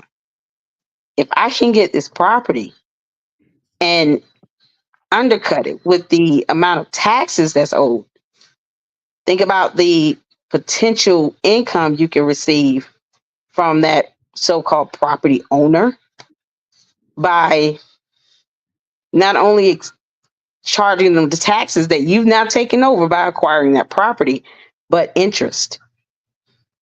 So the profit comes from the interest that's being paid on top of the tax bill. But if I purchase it under company A, and let's say I transfer it over to company B, and not only am I the owner of company B, but now I have someone else on it, like Kamal Woods, I can sell it to company B, being that I now basically hold the tax deed for, because I bought the tax account, right? So technically, if the taxes aren't being paid, you can always go to court, get a dispossessory warrant where you can take possession of it. So that's the threat that some of these owners of these properties and businesses are under. They don't pay their taxes, regardless of who owns the property itself. They're at risk of having their property repossessed. Okay. So let's say I take that property now, transfer it to property B through a short sale, now to property B. I'm listed on the property B as an owner, and now I have a co-owner being Kamal Woods. So now he's as equal as an owner on that property as much as I am under company B.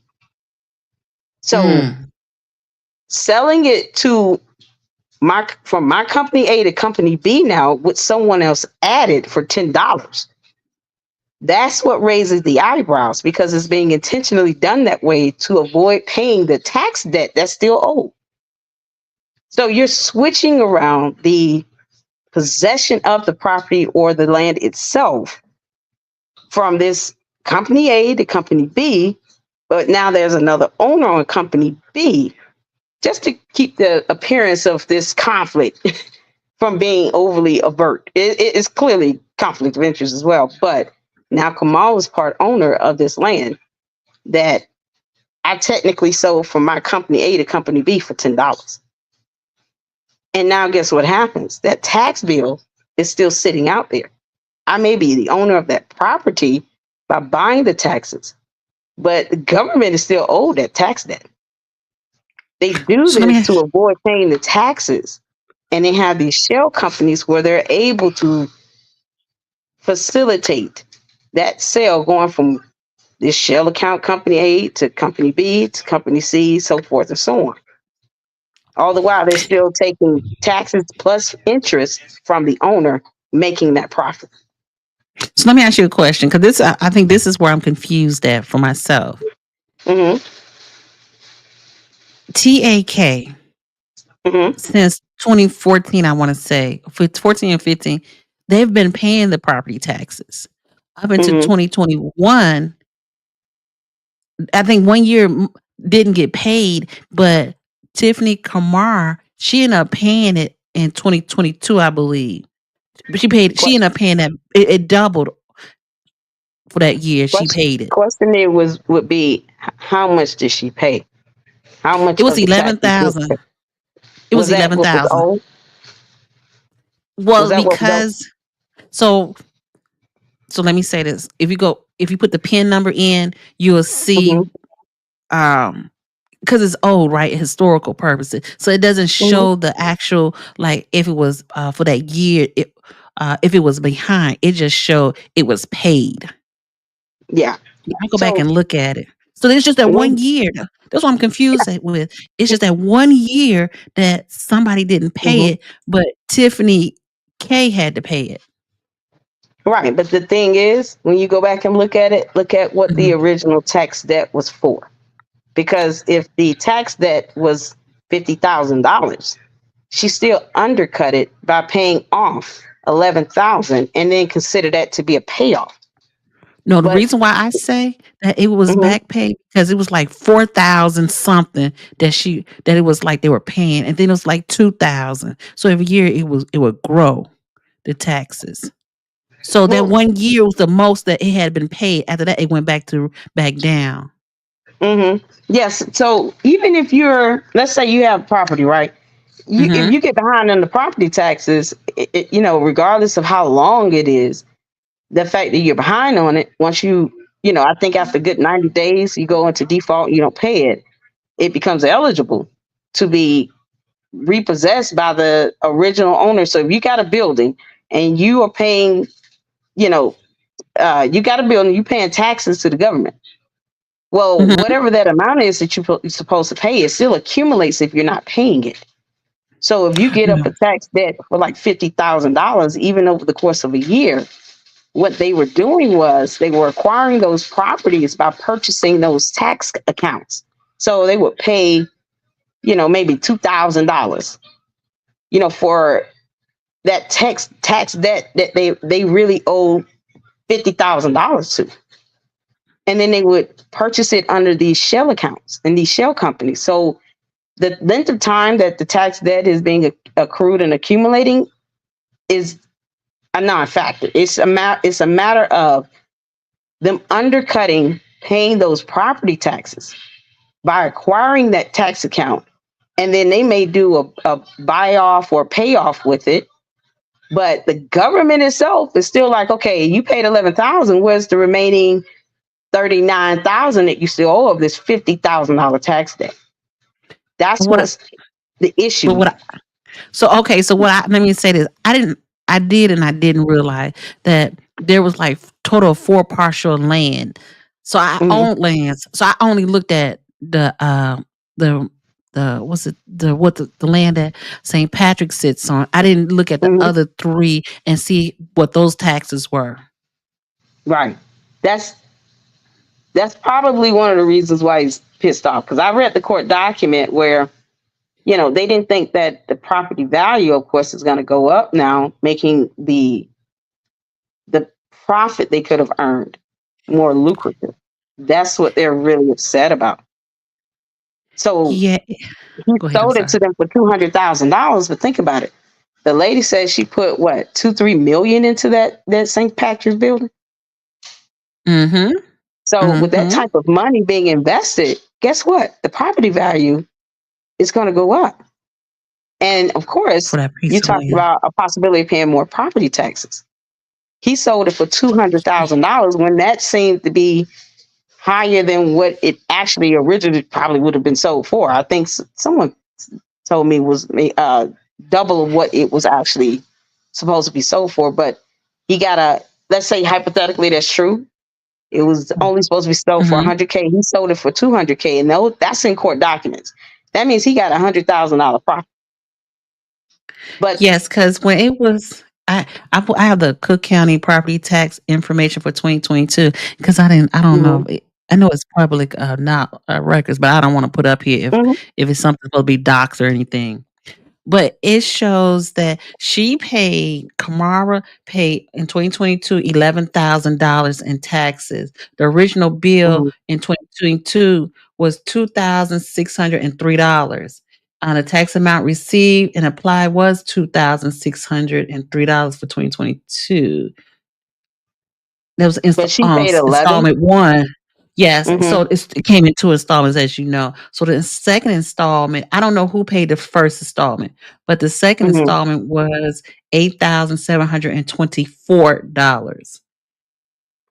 And it said let me say this real quickly. And the attribute to your property value is the property value is $42,460.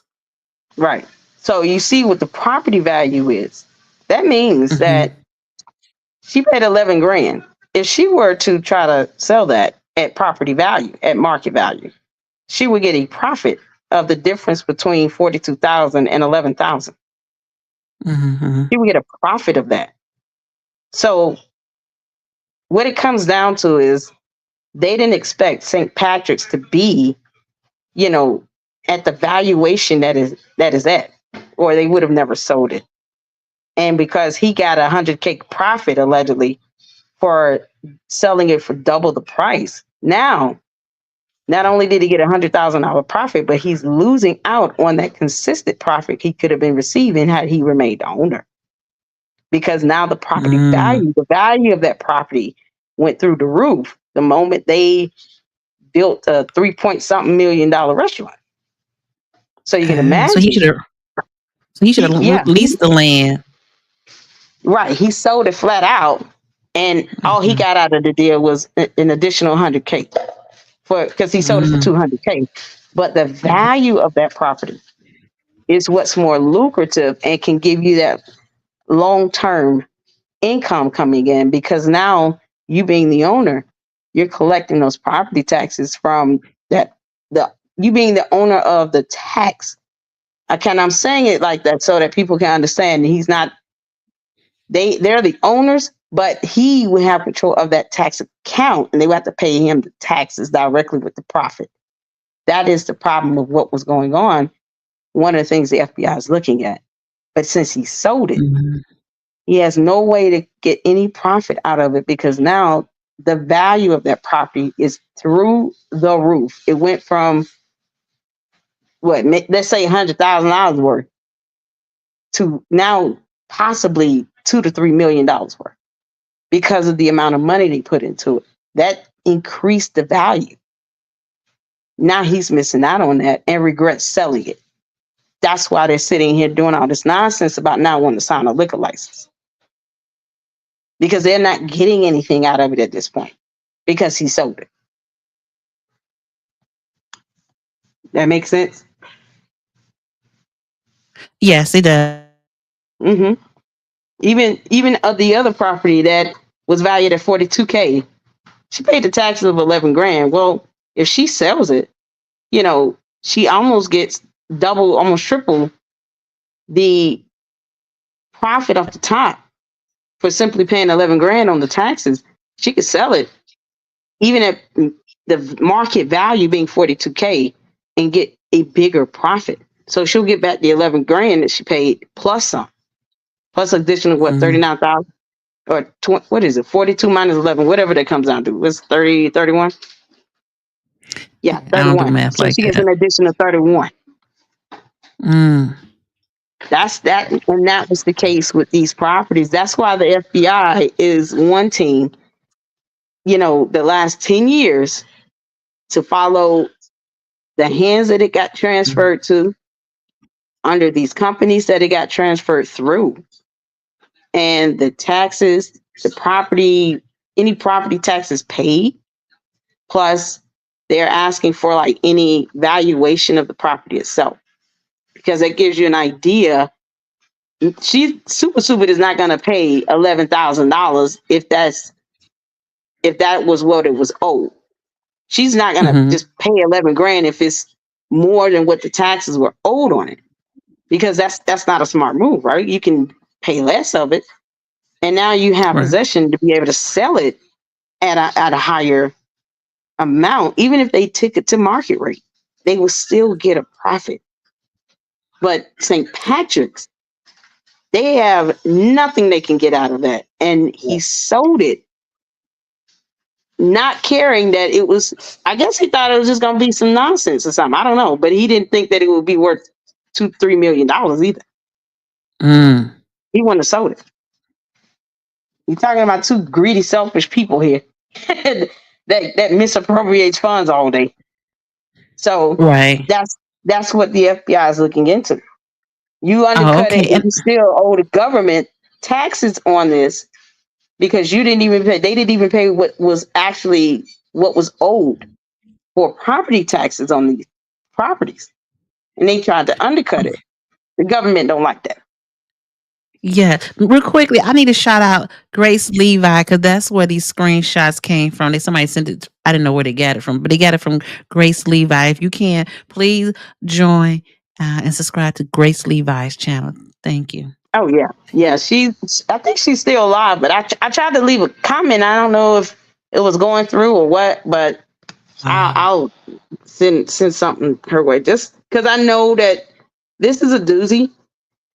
And it's one of those things when I get ready to do my video on it, I know there has to be documents, even with the courts, to kind of show this so-called moving of this property around with getting the deeds and all of that stuff. Some of this stuff got to be documented in court documents. So question. Now, I don't know if I heard it correctly, but did the soccer field get sold? You know what? That I haven't come across that, but I wouldn't be surprised. I know there was a shopping complex or something to that extent. The St. Patrick's property. No. I'm talking about in the same parking lot as the St. Patrick. There's a soccer camp there, and there's a Dalton bowling alley there, and there's a gas station also. So I thought I heard something, but I wasn't sure. They said now I thought somebody bought the soccer field, the soccer camp, but just checking. Thought you have heard something about it. Yeah, I haven't heard that in particular, but I know anything that is related to Kamal and these companies listed in that FBI subpoena, more than likely, maybe one of the ones, those companies might have been one of the ones that purchased not just, a plethora of properties and lots and things in Dalton, but probably did acquire that. I would have to look at that company's financials to see exactly what they purchased, but I wouldn't be surprised. Okay, because Inland, Inland Real Estate owns this soccer field. I have a picture of it. It sits back here, and St. Patrick, and it's Brown Building. That's where St. Patrick it's kind of sits. What it sits over there? That's the old veterinarian doctor's office. Okay. And the Curse Exchange is still there. The gas station is still there. And this is the Dalton bowling alley. So this parking lot gets very full when they be having tournaments at this soccer field. I did see at the St. Patrick how they had it roped off. So quick question. So, and I guess you would have to, you see how this land is right here? Because on the side of the soccer field to this brown building, the ground is the same color for the most part. Are those? I wonder, is that the partial of land that's owned by St. Patrick's now? The best way to determine that is to see if they have any acquisition of property on file, and to see what all, because I mean those things should be reported. If they're gonna even purchase land, of course, that their name on a deed or of some sort, whether it be a building or lot, should have that address or the coordinates of this particular lot. So if there's an address connected to this, or if you're just going by courts, that would be listed on a deed or some sort of acquisition of sale documentation. So somebody said they did purchase the soccer building. Carol Morton. Yeah, I see. Whole purchase. I couldn't find. I only could find an inland real estate who owns it, and it was a professional soccer player owns that facility. Oh wow! Oh wow! I didn't know that. The soccer the soccer is new to me, but I like I said, it looks like Carol confirmed it, but of course I wouldn't be surprised either way if they had bought it or seen that they bought it. All the information was mentioned at tea with the trustee. Oh, so the St. Patrick's bought the soccer field. Wow. I wonder, are they gonna tear it down? Okay, that's good to know. If they tear it down, they honestly, it seems like the goal would be either to utilize it for their business, or maybe to be in a position, like you said earlier, where it could be leased out. But I'm sure they got it for dirt cheap. Either way. I would think that it's still in use. It has been in use. I would think they would tear it down, because if you actually go there since the building's been put up there, the parking is horrible over there. Wow. Yeah, it's horrible. Some of these properties are being acquired. This is why the FBI wants to know the use of the property. That's in the subpoena. They want to know what these properties are being used for, because it makes it even more suspicious that you're acquiring these properties and lots, undercutting the property taxes, doing these quick short sales, and transferring them from one company to another company that seem to be, they're coming off like they're just shell companies, just exist to be able to do all of this. The concept is no different than money laundering, except it's replace money for property. You're selling it to these companies for dirt cheap, just so they can either lease or resell it and get a huge profit off the top. But one thing you don't play with is taxes, right? Because the government don't like when you try to cheat them. Right. That's really bringing in this type of attention. And if it's where you see this enterprise of this happening with multiple properties, that's going to raise the eyebrows of the federal government, because if they can't even define what the use of the property is going to be for, more than likely they're doing this because they understand that it's illegal to be moving around these properties like this and undercutting the taxes, buying out these so-called tax accounts, and then you selling it for $10. We all know that there's no property on earth being sold. They'd be talking about something big enough for a tree to be planted. With that type of property like that, there's no way that they could think selling it for $10 would be legal. Of course it's not. Correct. But That's for the most part is why the FBI is now involved, and they're going back 10 years. That's a lot of paperwork and documentation. It's a lot. So Yes. they're gonna follow the money. They're gonna follow the money. Oh yeah. Because I was thinking when the veterinarian got in trouble, that's when the property was sold to Key Urban Strategy in 2014, I want to say. 2014, 2015. That's 2015 is when Key Strategy had it. So I figured that maybe they had sold it to them because they needed the money. Well, for to fight the case. Yeah, I mean, if here's the thing, the animal hospital didn't it shut down? How long did it operate after 2014? It must have. They closed it immediately because I had the article still up because it was some animal abuse. So he had to fight that case, but he was found out guilty on that case. But he had to. I wouldn't be surprised if someone filed that. I wouldn't be surprised if someone filed that complaint fraudulently. Well, no, I highly doubt the article.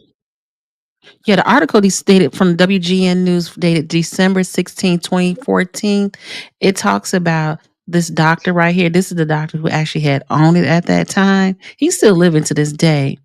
I don't know whatever happened to this person, Sharon, but a police officer who was dropping off a dog at the facility, which the village had a contract with, for housing stray animals, observed what appeared to be dead dogs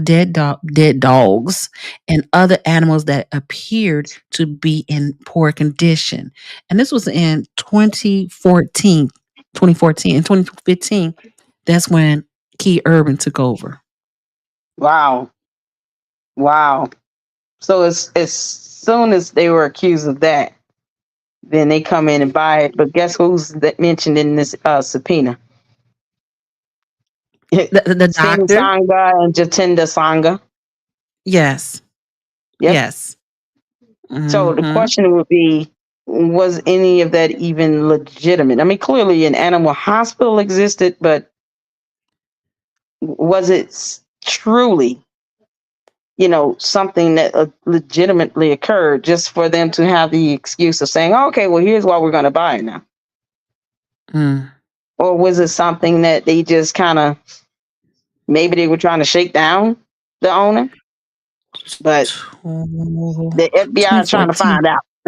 I think in 2014, didn't Tiffany, she was 2013 is when she became a trustee. Yep. And Dalton. Yep. And now 2014, the moment it changed hands, now all of a sudden there's this claim of animal abuse. And if it were, trust me, these people have been in prison.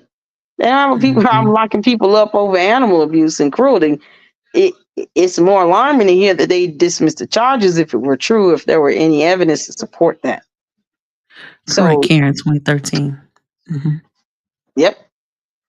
So if the whole thing is, either the owners were in on it or they were truly being swindled by having this allegation brought forth about animal cruelty just to get him to sell it over for whatever reason. Anyone want to do that over animal hospital? But let's face it, people care about pets and dogs more than humans sometimes. So trust me, if they really did that, they would have been in prison, but it was dismissed and the case was dropped. But yet it is to keep Key Urban Concepts from buying the property out. So those are the questions that lingers, because I haven't came across anything to really see the intent yet. They want to know the use of the property. They want to know what happened since 2014. Okay. Yep. It's been sitting vacant for 10 years. It has been sitting. It's been sitting vacant. Right. 10 years it's sat vacant after they somehow wanted to accuse somebody of animal cruelty and the case was dismissed, and they buy it, and now it's been sitting vacant for 10 years. So they can't say it's been in use for any good reason. So why even go through the why this property to buy out? That would be the question that the FBI would ask. Why this property? What is this? What is the real value and importance of this property? And it sits 10 years and nothing visible is being done with it. That's what they're asking. Right. Yep. I seen someplace, and I'm just gonna just say it because I didn't even really bookmark it. I saw that it has. I saw that Brett Winkle, they was approved for that property of land for some economic something. I have to go back and see if I can find the article for you.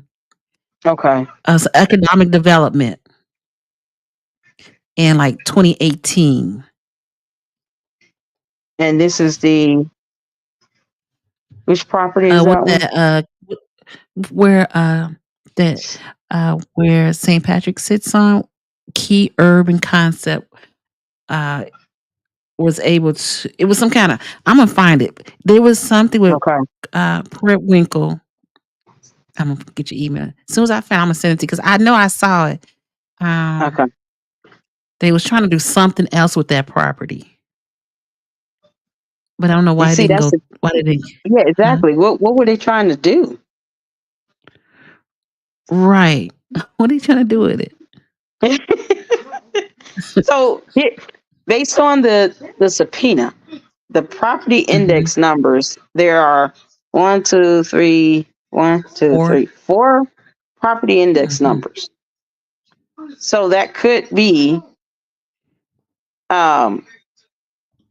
including those 4 other lots around St. Patrick's, because it's not just St. Patrick's, it's property index numbers. It's like 4 additional plus the St. Patrick's itself. And they want to know what happened with these, say, ideally 5 properties here for the last 10 years. If it's been sitting for 10 years, then of course, most people would ask, well, why would they sit here and be so vested in this particular property like this?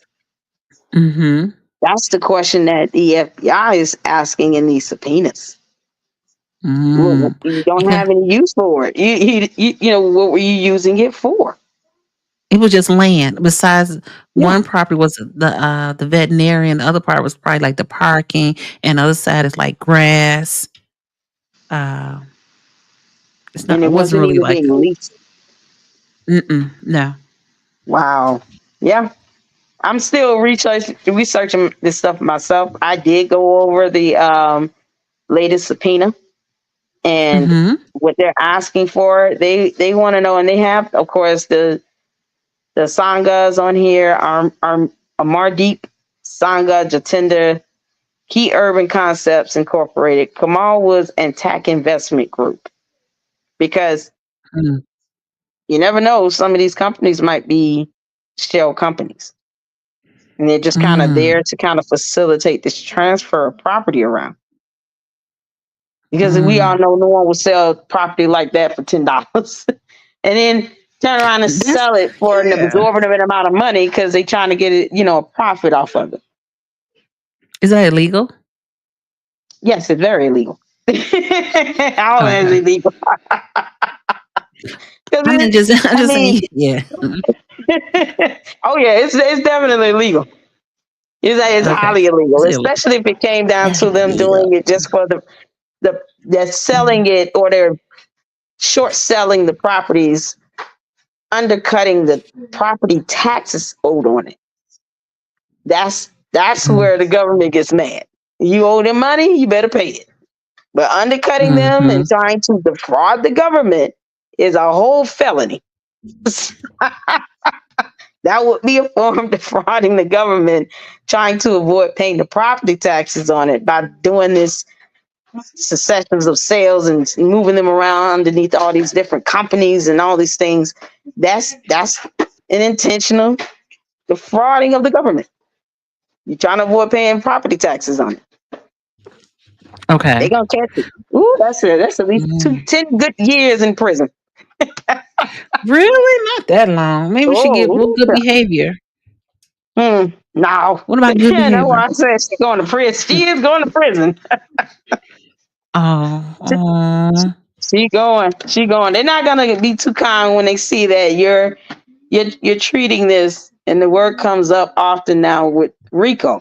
You're treating this like an enterprise, or some sort of a huge business conglomerate where you got all these companies buying properties for dirt cheap, undercutting the taxes owed, and then reselling or leasing for a huge profit. And yet they can't define what they're using the properties for. Oh. So, yep. Don't undercut the government with property taxes. We're not in. It's just like anybody else that owes the IRS. I mean, people go to prison for that. It's April 5th. And it go for years. Yep. And they taxes. Mm-hmm. Claim all the taxes, or they're gonna be in more trouble than what they are now. Oh, they are. They're gonna see. The thing is, at the end of the day, the government's still gonna get whatever they can to try to make up for the taxes owed. When and if that's one of the reasons why they're doing all of this. Is just it's a way of making a profit. They don't care that they're not paying the full tax amount on it. And her being in the position she was in, a lot of that stuff got covered up. She was able to kind of circumvent the process with this stuff. And, it's like this, you're still doing weird things. It's like, it's not, did they not realize that this could land them in prison for a considerable amount of time here? Allegedly. Yeah. I know. I'm just saying. So who owns the other properties around St. Patrick's? Yeah. Is my understanding that either Key Urban or Tack Investment is my understanding, and that's just looking at the subpoena.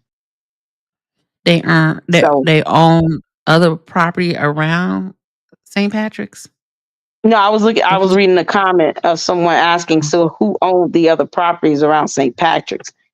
I can assume so far it's either one of these two companies, the Key Urban or Tack Investment. But if it went to St. Patrick's, then they would de facto be the owners. But that's regardless of who has it, they try to undercut the process by making a profit off of this acquisition. That is so illegal. They bring attention to themselves, even just on lots of land with grass on it. Like they can't even. This is why people say criminals are dumb, because they are. They are. They just don't think this stuff gonna catch up to them, and it does. And it would have, and they probably would have gotten away with. Well, we know the government; they will audit you. I've been audited a couple of times, unexpectedly years later. But Made in Texas wanted to know: did the lady who owned Dr. Scott, did she ever receive her license? Dr. Free, is that what it said? Free indeed. Dr. Scott, who owns that shopping mall where the House has their campaign headquarters in. You asking if they ever get their license? Remember, Tiffany wouldn't give them their license. She has a laundry list of people she wouldn't give licenses to. I actually have 2 court documents. Let me see if that's one of them. One of the cases here. Because I have a couple more I'm going to go over. Oh, yeah. One of them is also regarding a license. Prima said yes. And Foxy Roxy said yes. Yeah. Oh, Dr. Scott is good. Okay. So I know they he was got their crowded in that license. parking lot. They had to get sued a couple times over that. Yeah, and unfortunately, That's they had to pay these attorneys for it. The worst part is the attorneys being paid with that tax dollars. I mean, good Lord. Mm-hmm. They know it. You know what? That's something else. This is what's going to really get them caught up. This is really going to get them caught up because you're talking about going back 10 years. Oh man, imagine all the charges to come out of it along with defrauding the government if they fail to pay the full tax debt. And you know they charge daily. The penalties are daily. Oh yeah. It accrues. Interest and everything. Like I said, no different than the person having to pay back the IRS. You owe the IRS taxes. You know, for however long you let that tax debt sit, it accrues interest. So, you know, you can imagine if people were doing this illegal backhanded stuff when it comes to individual taxes here, how much money people could make on the profit just with the interest alone. The same way the government do it, but the government gets to do that and not Kamal or Key Urban or Tax Investment. They don't get to do that at all. Did you look up the CEO Key Urban Strategy? I did. Let me go back to that one. My internet is moving a little slow. Key Urban. And I'm looking right at the subpoena here. And Foxy to Roxy, Foxy to Roxy, if you can put your your new channel name into the chat, please do so because folks want to come and follow you. And also with everyone else. Oh, I like that she did. I like you got LLC on yours. I need to do the same. Lady Luck Club. Lady Luck Club. Yes, she's in the house today. And our special guest. If you can also please make sure if you haven't, but I'm sure half of you all of you have already follow Lady Luck Club. But if you haven't, please do so during this intermission. So in the they Mack Man have Morning one. Show. Oh, okay. I'm sorry. I didn't mean to cut you off. Yeah, you're okay. What I'm seeing here, Key Urban Concepts Inc. I'm seeing a Sudi Davis as the principal, but yeah, that's what I'm seeing. Sudi, she has a LinkedIn profile. Ain't that a guy? Yeah. Oh, I'm sorry. It is him. Oh Lord, I'm saying the name wrong. Joint CEO of Key Urban Concepts Inc. Greater Chicago area. They're supposed to be a real estate solutions and investment company. Oh man, that's what I'm seeing as the principal here is Sudi Davis. They have the Board of Commissioners, Cook County file number. Let me see. Okay, and they have Tony Preckwinkle as president. Edward and Moody. Did I say that right? Preckwinkle? Preckwinkle with a P. Okay, this is going back. I'm looking at something from the Board of Commissioners website going back to 2018. That's what I was trying to tell you that right there. Okay, yeah. I see. And those same pins they have on here for Key Urban are the same property index numbers that's in the subpoena. Wow. Yep. So these are the same index numbers. 1, 2, 3, 4 that's listed in the FBI subpoena that you see on that Board of Commissioners website. So if you look at where it says title, those same 4 pins are in the actual subpoena. So it appears that Key Urban Concepts owns those 4 pins that's on the subpoena. It seems that it was acquired by Key Urban in 2018. You got to go further back than that. If we looking on the property tax and you put the PIN number in the property tax, you will see, I want to say 2015. Okay, I'm seeing I'm seeing where it was resolution class 8 purchase for value. Final action was done February 7, 2018. You said something about 2015 though? Yes, that's when he started paying the property taxes on that property. And if you go on a Cook County treasurer and put those PIN numbers in, and you can just go to the history, and you'll be able to see all that. Okay, because I was on the Cook County Board of Commissioners website. You said go Cook County Treasurer? Cook County treasurers.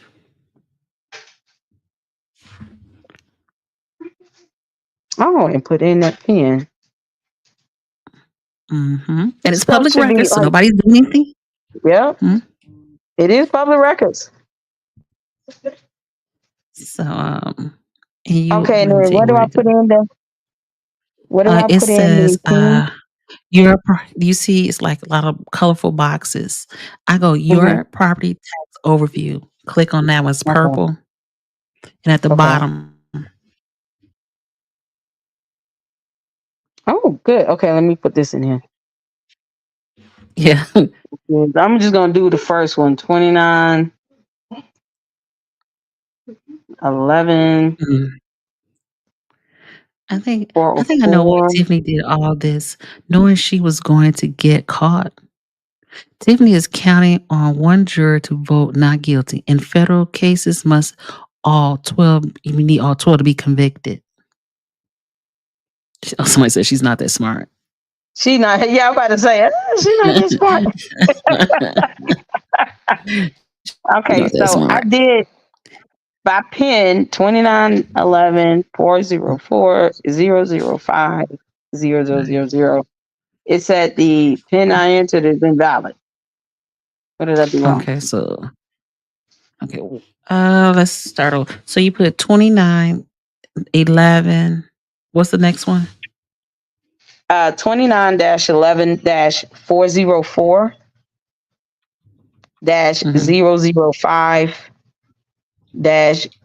-0000. Yeah.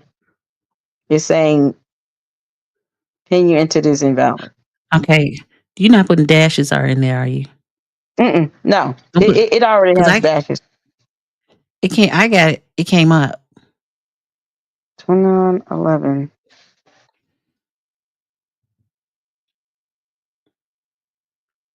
So the first box is 2. I think this second box is 2. It's 4 zeros at the end. Okay. 404.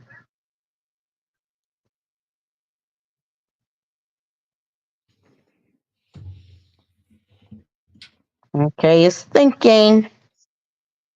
Ooh, okay. I see. Total taxing district debt, 12,855. Property value, 72,620. Oh, so it went up since when it first. So, and there's history on the left-hand side, all the way down the second one from the bottom. You'll see the 20-year tax bill history for that PIN number. Oh wow! Let me educate you. No, she said, "Come on here." Oh my God! So you get some good tea out of that. Oh yes. Mm-hmm. Oh my God. 2022, the tax bill was 18,000. Then it dropped down. That's why I said it had to be. I guess it was behind at some point. I don't know why is I inflate. It increase and decrease. I don't know. And there's got to be a reason for this because it's not. The numbers aren't even like trending normal. Like you can. I mean, if it goes up by $500 or $600, that's one thing. But to see a jump from what 4 or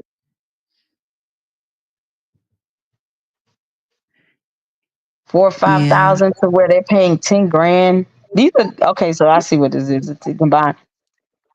Yeah, it's going like around 8, 7, 8,000, 4,000, 6,000. Then you see like a $10,000, 18,000, then another 10,000. That's unusual, especially in 2022. Now I just assumed for 2022 that there was some back taxes that had to be paid. Or I don't know. Uh-huh. It's just weird. It's weird how they just 2022 and 2023 is just the highest it's ever been. No, it's 2014 was also. Yeah, that's what I'm saying. It's like that's so unusual. Yeah. When is that jump? Good question. If anyone can figure this out, you will be able to. Oh yeah. Oh man. There's gotta be So some court. There gotta be some court documents as well regarding this transfer of sale. Oh my God. yes. So let's see, 2013. I want 2014, and if you see on the right hand side, you click on the PDF and it opens up.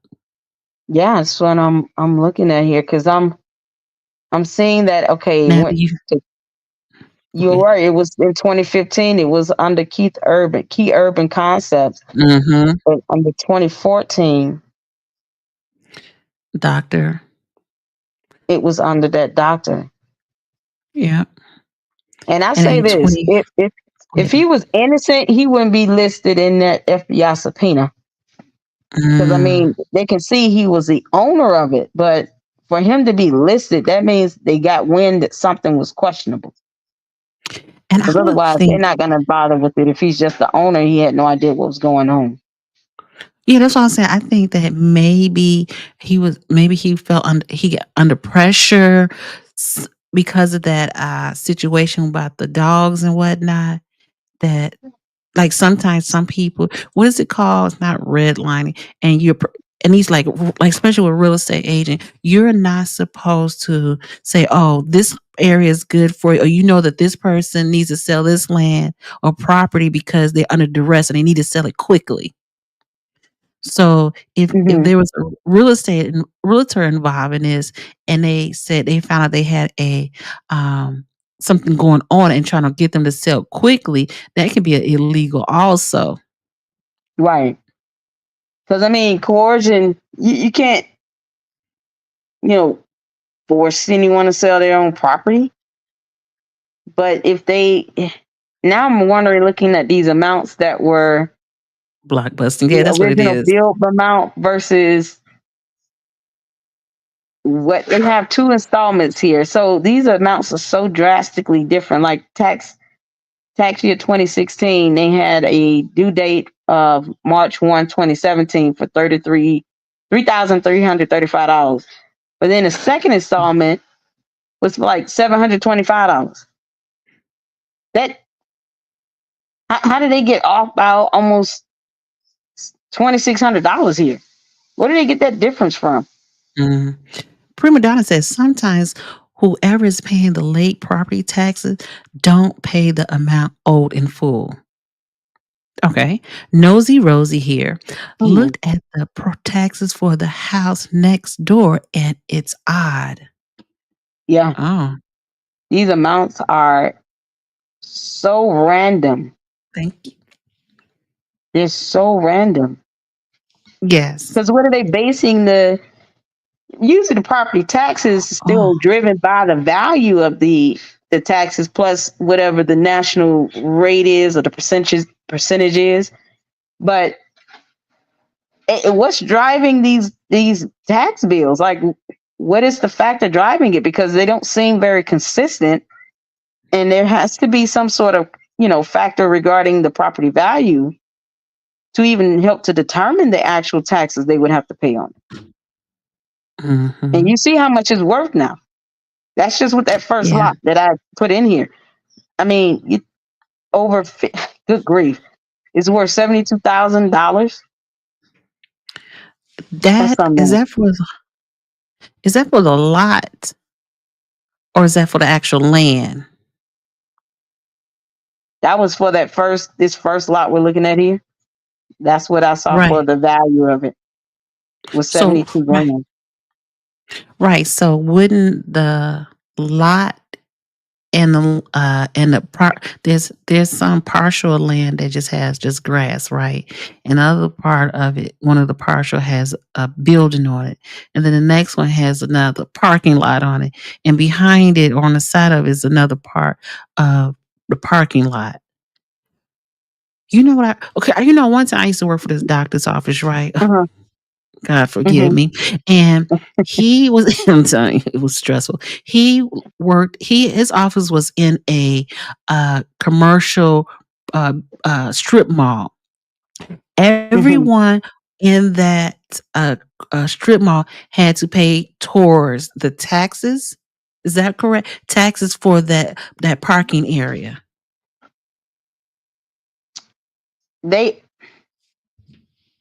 If they own it, this is, I think, what the way to differentiate it is to have these pins, right? So you can't have one big plot of land be under one pin or be considered one lot. It depends on how they are sectioning off the property itself to determine one lot from another lot, if that makes sense. So Yeah. that the thing that bothers me right now is the fact that I'm not even understanding how they're coming up with these tax debt amounts, because I'm certainly not seeing. I would have to look at the appraisal evaluation of these properties to even get an idea of where they're getting the tax debt from, if that makes sense. Because part of that property tax you pay is based on the property value. There's a factor of that property value to be considered. They could say this is valuable at whatever. If you don't see some sort of valuation or appraisal or something to kind of support that, the actual value of this property being worth $72,000 or anything, what's really driving the actual tax debt that they're charging that they were making people pay? Well, we do know that Cook County assessors does not come out to assess our properties. You can put in what's it like? Not as a petition. I've never done it for them to come out and to revalue your property for you, assess your property. And see, this thing they should have been doing. Like, I'm sure they had an appraisal done. The owners of St. Patrick's, I'm sure they had something done when they wanted to buy it, but there should be some sort of appraisal or some sort of inspection on file too, to kind of help you understand how they're determining the value of the property. On 33% of its fair market value, farmland is assessed based on its ability to produce income. Oh, we can tell it's a real estate agent in the house, huh? Okay. I know here in Texas, we can go to the courthouse and get prior taxes and who paid, as long as you got the property address. Here, you can just go online. That's why I said I have to look at this stuff has got to be in some court documents as well, because I hate to say this, but I don't trust that darn mayor as far as she can be thrown. But if she had someone skew these numbers and do all this other stuff as the mayor, man, to me that would be, in my humble right, and that's what I'm saying. To my humble opinion, and somebody had to explain this to me. This goes through the Cook County Assessor's Office. This doesn't go through like the local for the value of the property. The Cook County Assessor does that. Doesn't she select the Cook County Assessors? Isn't she responsible for hiring that person? No, that's Cook County. Cook County is totally different. They have their own different municipality. Department. Let's say it's downtown Chicago. I'm not confusing that with her administrator. Okay. Yeah, because Cook County, the voting, the Cook County has their own voting. That's who they train to do the voting and stuff. That's why, like, when they talk about the voting is rigged, I'm like, how do they do that? You can disagree with the assessor, and they will come out and reassess. Yes, and Cassandra Elston. Not that Cassandra Elston at Thornton Township. If you have problems with your property, you can go talk to her about your assessment. Okay, so I'll be looking for assessments. Yeah, I'm gonna have to look at the assessments to see how they even gave a value to these properties. because they Mm-hmm. wouldn't go to they might be dumb criminals, but they're criminals, and they wouldn't be throwing out money on property that they know is not worth it, if that makes sense. Mm-hmm. It had to be some sort of profit going on with this. Otherwise, I'm not going to hold on to something for 10 years if I don't see how it's financially valuable or beneficial to me. So why hold on to something for 10 years if you're not making money off of it? But I think maybe they potential. They see you don't. I know you. Do you think or believe that people buy property not just holding on to it, and it could be a tax situation also, right? Yeah, if they're using it, let's say they're using it to say, okay, we purchased this land and try to get a tax break. Mm-hmm. But they know it's not being utilized for anything. Well, then that's another method of defrauding, because you're buying these properties knowing that they don't really have a use for it, and then with the intent of trying to avoid paying more taxes. Even if you're seeking a tax break, you're still trying to undercut the process to lessen the amount of taxes you pay. That's still defrauding the government. I understand. But I was just saying is that I understand why they could be holding the property, because it is in a good spot. Like sometimes you might get a gas station. No, it's already a gas station, a car wash, a Burger King, something, because that's a thoroughfare that is frequently traveled.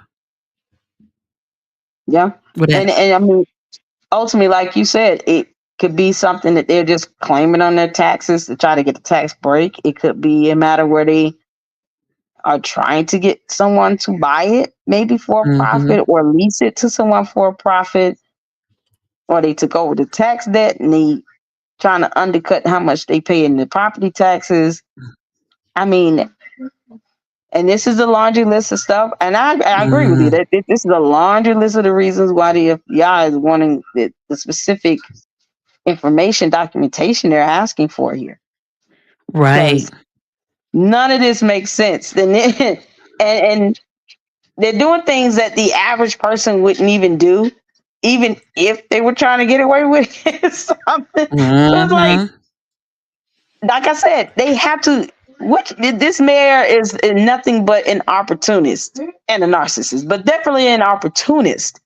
So they're not going to hold on to it, like you said, unless there was some value to it, unless they were getting some profit off of it, or they're using just as a placeholder to say, hey, I want a tax break on these properties that I have here, and I've paid this amount of money in taxes on it, when who knows?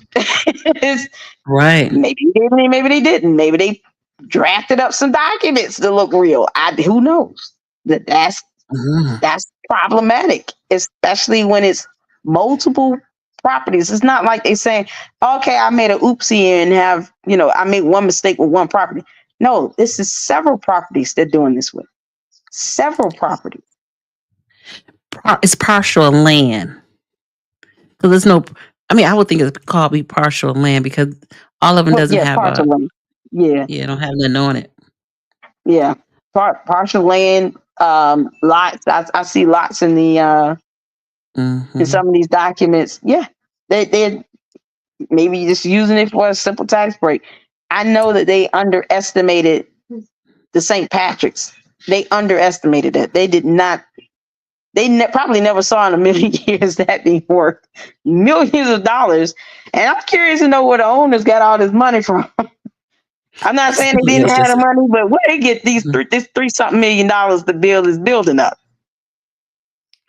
Well, they said Mack Morning Man, because Mack Man Morning Show.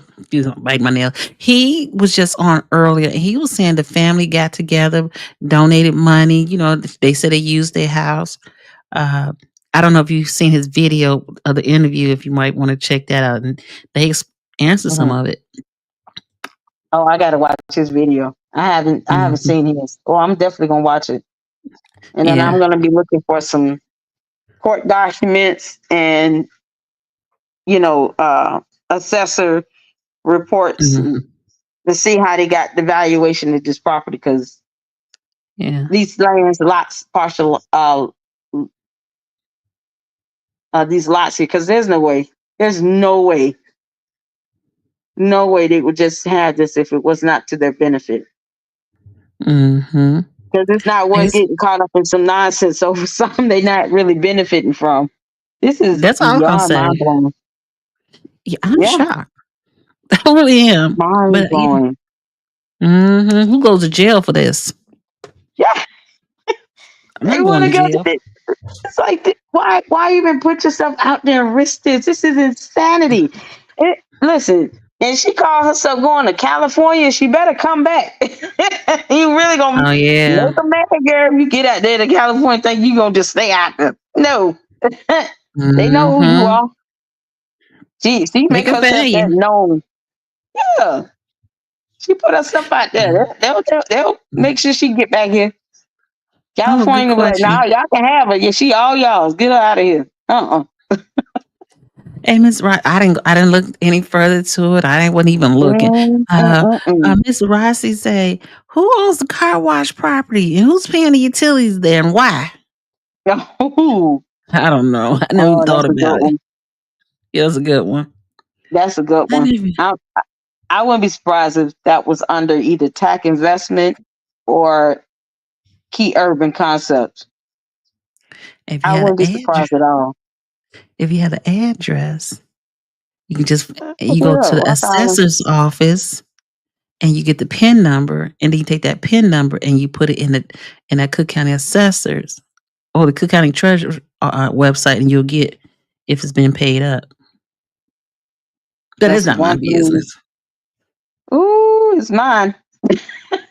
132 Sibley Boulevard. He said, go to the county, Cook County Okay, let me assessors. walk you through it. Oh, Yep. I'm looking at it now. I don't mean to hold you up, but man, this is why when I start going into these things like this, I could be reading and researching on this stuff all day because it's so much that it's one thing to another. It just kind of links up. Okay, search by address here. Okay, this. Okay, 132 Sibley. Assessor. So the treasurer gave you the PIN number. Oh, you had the PIN number for his place? I'm using the address. I'm putting in the address here. I'm on the Cook County Assessor website. So we're trying to find that PIN, right? You I have to put nosy. in the address. Oh, yes. Yeah. Oh gosh. Hold on. 132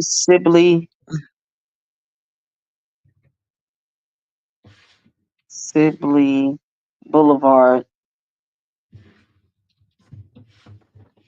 Ooh, I'm finna find out.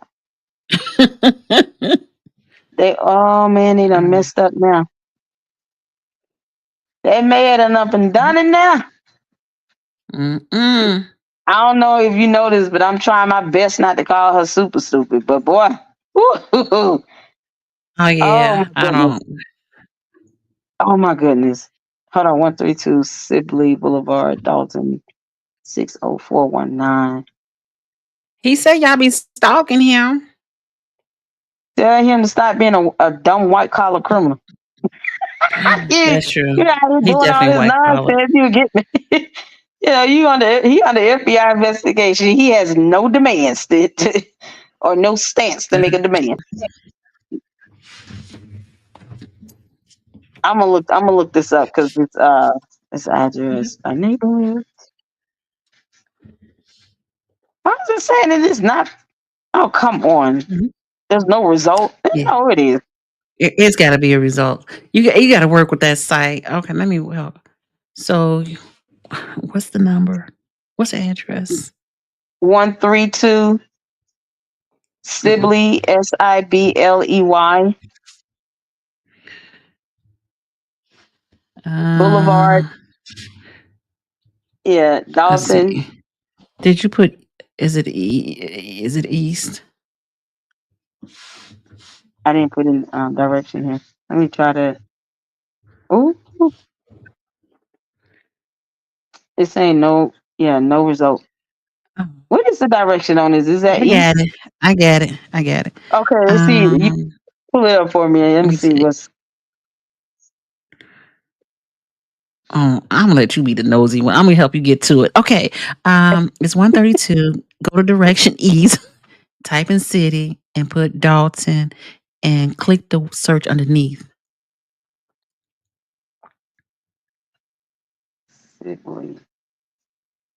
SIBLEY. Maybe I gotta spell out Boulevard. Don't put Boulevard in there. Don't put Boulevard. Okay, don't put. Okay. No. You gotta play with it in order to. Lord have mercy. Lord have mercy. She done found it. I see 3 different pins. Okay. So that's what you let me make sure. Okay, I did see 3 different. Hold on, let's see. And sometimes I will use, let's see. Okay, there's definitely 3 in there. Yeah. Oh, because it would be 3. It would be 3. Because the way the property is sitting on that partial land. Yeah. Oh my goodness. And you go run with that and tell us about it. I'm gonna wait for that video. Oh yes. Oh yeah. Oh goodness. See, this man.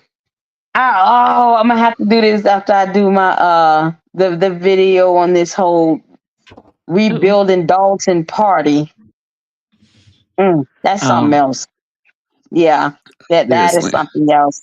Because I'm, if anybody paid attention to her talking about some investors and business owners coming in and allegedly only working with her, like for reasons, like no one wants to come in and invest and put in a business in Dalton unless they go through her. That's how she's putting it.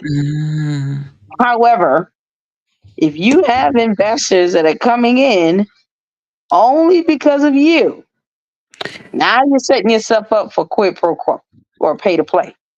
Because that is otherwise public information. You do not get to hide who these investors or business owners are that want to come in. And even if they partnering up with companies to help build up businesses there or invest in certain businesses, she still has to name those people. She don't she's not a she's not a politician. Not at all. And so she doesn't even have a she don't have that kind of common sense. No shade, Cassie, but just trying to tell you. Yeah. She say things and not realize how this gonna come come back on you. And I'm right here to do it because she already irritated me going after one of my supporters, and I don't appreciate that at all. I don't appreciate I that saw at that. all. Yeah, that was disgusting. Disgusting. I can't believe it. I need you to do one quick thing for me. On that page that we were just on, click on appeal history. Oh, let me go back. I just want you to appeal. Okay. It's public record, so I'm just saying. Income market or cost supports assessment. The attorney was Ellen Berkshire. So the valuation was $5,614. I think that's probably the land on the side of it. But they're asking for they're trying to get a assessment appeal. They're trying to get it appealed. It looks like here it was appeal number result assessed value not adjusted. So it looks like it was appeal review complete. That's the status in 2024. So they did an appeal on the assessment. The appeal review was completed, and the valuation was $5,614. And it did not. It says the result of the appeal was that the assessed value not adjusted. So they didn't adjust the value of it, which means that they came up with 5614 to begin with, and they didn't like it. And then they came back, did another one through an appeal. They didn't adjust it. they felt that the valuation was the same number they gave. I wouldn't be surprised if they were trying to bully somebody and raising the number up to make it to overinflate the value of the property itself. Because if you can get that, guess what you can do? You can sell it and say, "Oh, this is how much it's worth." So we're selling it at market value. We're not trying to cheat anyone. If the assessor came out and said it was worth $10,000, but that wasn't the case. So if that's be the intent, guess what? Now that's more fraud. That's an intentional attempt to defraud and falsifying these documents in this assessment. Because you want someone to put down that is more valuable than what it really is, so that you can sell it at a profit, or lease it at a profit, and say, "Oh, it's valued at $10,000. Look at this assessment report." The assessor said, "No, it's not adjusted. It's $5,600. That's it." Oh man, this is mind blowing. Okay, yeah, I'm gonna have to dig into this. It's gonna take me a couple days to really go through court docs and all that good stuff. And let me tell you this real quick. On that, if you go further down, you're gonna see like more property details. So you can also click on the property tax portal, and it's gonna take you right to where that PIN number that you needed. It should take you right, so you don't have to keep jumping into different sites. So it's more than one way to get in there. Okay. Oh, so you see the man. taxes. Yep. Tax code 37035. Oh man. I know you have fun with this because I hear it and you. Man, oh look, I pull up some legal court something in a minute. You can't make this stuff. This is so beyond comprehension. It's like I can make this stuff up if I wanted to. Yeah, you can't make this stuff. This is unbelievable. Oh my good God.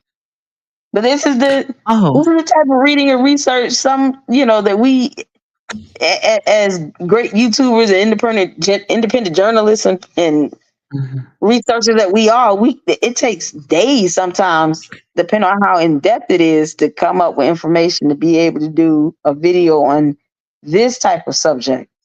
Because if you can see, we done went through at least 2 or 3 websites and just this one, and this one with at least 2, 3 good properties here, or even partial lands. This is insane. And that car wash is not even operable. When the last time they had a car get washed here? I don't know. It's had to be about 2 years now. So they're not even generating revenue with the car wash sitting there. They got the sign up with the prices that are absorbent, but that's part of what the FBI. They just bringing attention to themselves all the way around. This is what they're looking at. Why is this thing sitting here 2 years? Hey, yeah, I'm sensing potential Ponzi scheme activities also. Allegedly. Mike Jones, 281. Hey, George, he means 281 that he hit the like button. 330 like button. I'm assuming that's what they mean, Oh, right? y'all better hit the like button. I'm like, I might hit it. I don't know what 8004 means. Who? Mike Jones, 8004 is a song. Okay. Hey, where's my yeah, I don't know if I have any mods in here. Okay. You can't you can put the pin on Zillow if you have an address, or should I can use. I guess I need that. Yeah, I found these the 3 pins for Rock Island. I got the 3 pins. I'm gonna print this. Oh my good God. So Jed is suing. Yeah. And that car wash. Who? I'm still trying to see who owns it. I'm gonna look this up. Okay. I'm gonna look this up because I want to see who owns it. They had an appeal on all three pins. They tried to do an appeal on it. Oh, really? Yeah, they tried to do an appeal, Hey, Prima and Donna. the results were the same. Hey, Prima Donna said at Lady Luck, personal space doesn't have her name on either of the houses on her block. She said, "I stay at my personal space." First of all, she's running for mayor, and it's not, beyond normal to expect this so-called candidate to have some sort of a background done on her, because people have the right to know. I mean, what if she was a convicted criminal here? I mean, people have the right to know that information. They have the right to know if you have some financial issues, you file for bankruptcy, you lie about your income or your businesses. People have the right to know that, because it goes to the intent of why you're even trying to run.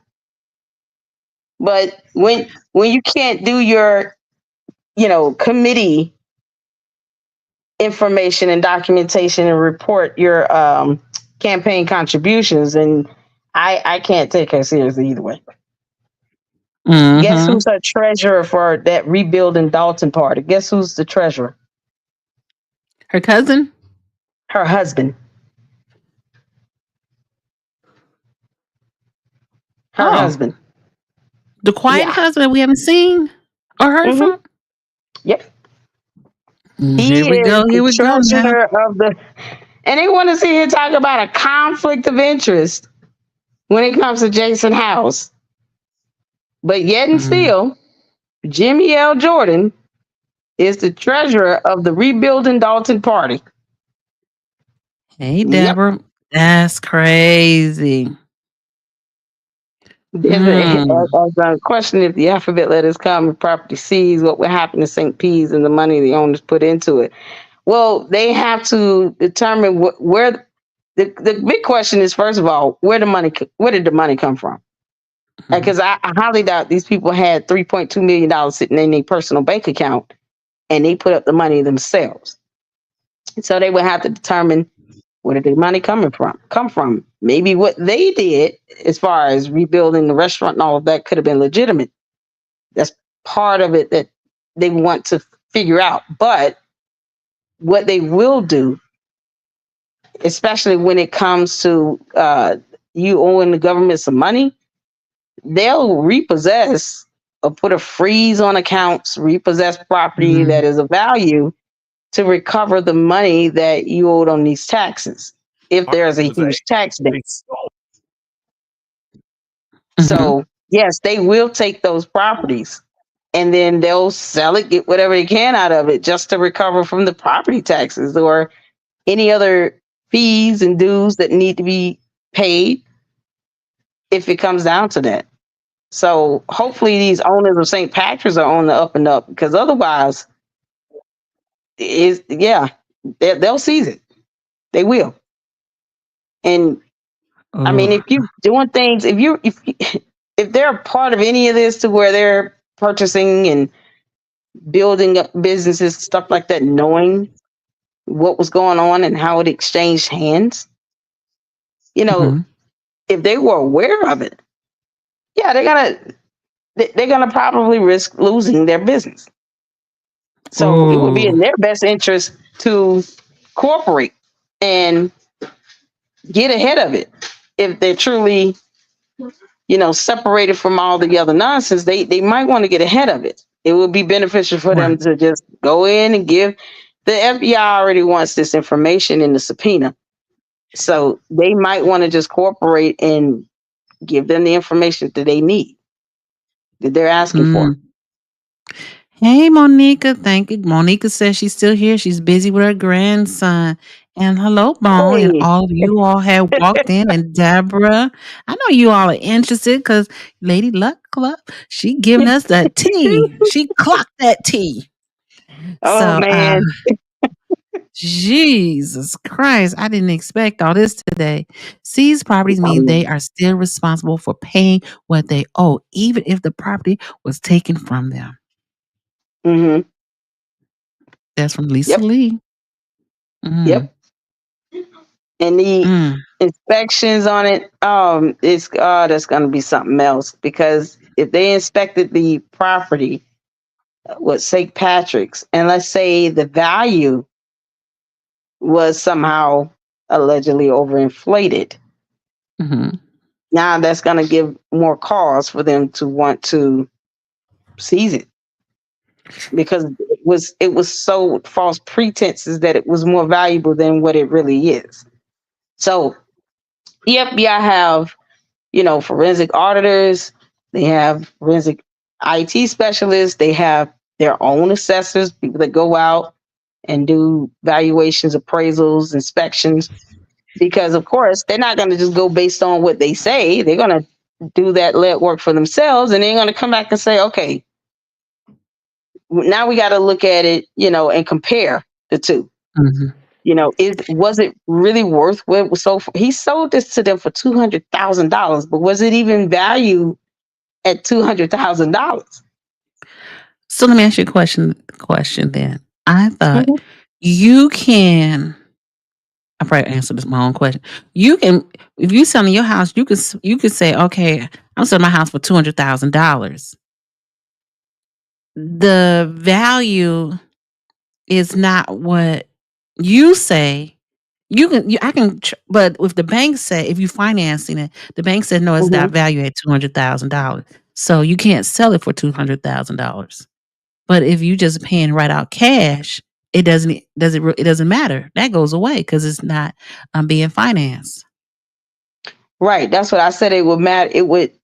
The owners of St. Patrick's, the big question with those two to start off would be, where did the money that they invested into this building come from? Did they get a loan? Did they get investors to finance this restaurant? Where did that source of income come from for them to even put $3-something million into it? I think they said it was worth what? It was 3.2 million. Oh, it's 3.2 million. Okay. Was it 3.2 million? I gotta confirm that. Of money they put into building this restaurant, 3.2 million. Yes. Mm-hmm. Yep. So where did that 3.2 million come from? Did they fork it out of their own account? Did this come from them? Did it come from investors, businesses that were willing to, maybe give them some money in turn, in exchange for maybe being a stakeholder of some sort? Did it come from loans? How many loans? And where did the loans come from? Was it a bank? Was it a private loan or personal loan from a family friend? Those are all the questions that they're going to be asking. And if the money came from some questionable sources, that's going to kind of get them in a sticky spot. That's going to get them in a sticky spot. But the fact that he even sold it to them well over what it was probably worth, pocketing all that profit, that's problematic in and of itself. But I listen to these people and I think to myself, they sound very intelligent. They seem to be very smart. Why would they sell it buy it from Kamal and not look at the valuation of it before giving him $200,000? And that's something I even questioned when I was going over the court document regarding, of course, her not signing the liquor license.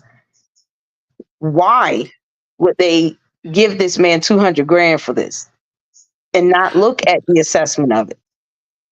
But like I said before, I believe because of where the property sits, it's right off the expressway. It's a thoroughfare that goes north and south. It's a lot of traffic. So where they probably could make money. Probably. But if the money that was put into it, though, came from some questionable source. Me personally, if I'm buying something like that, I would look at the valuation to make sure that I'm not being swindled out of more money than what it was than what it's worth, regardless. And knowing who it's coming from, I certainly would have looked at the assessment on that property before buying it and turning it into a $3 million restaurant here. Why give this man 200 grand? I don't know that question. That's so crazy. Question. Hey, Ms. Rice says That's so send crazy. money is what the government looks out to rule out laundering. Share. Tiffany K said they wait for their inspections and licenses had almost broke them. Yeah, I heard that. Yeah. Model Stan said the couple is well off. The two Tiff were friends. She said they weren't friends. Made in Texas. Do you truly know they actually gave him $200,000 or partial?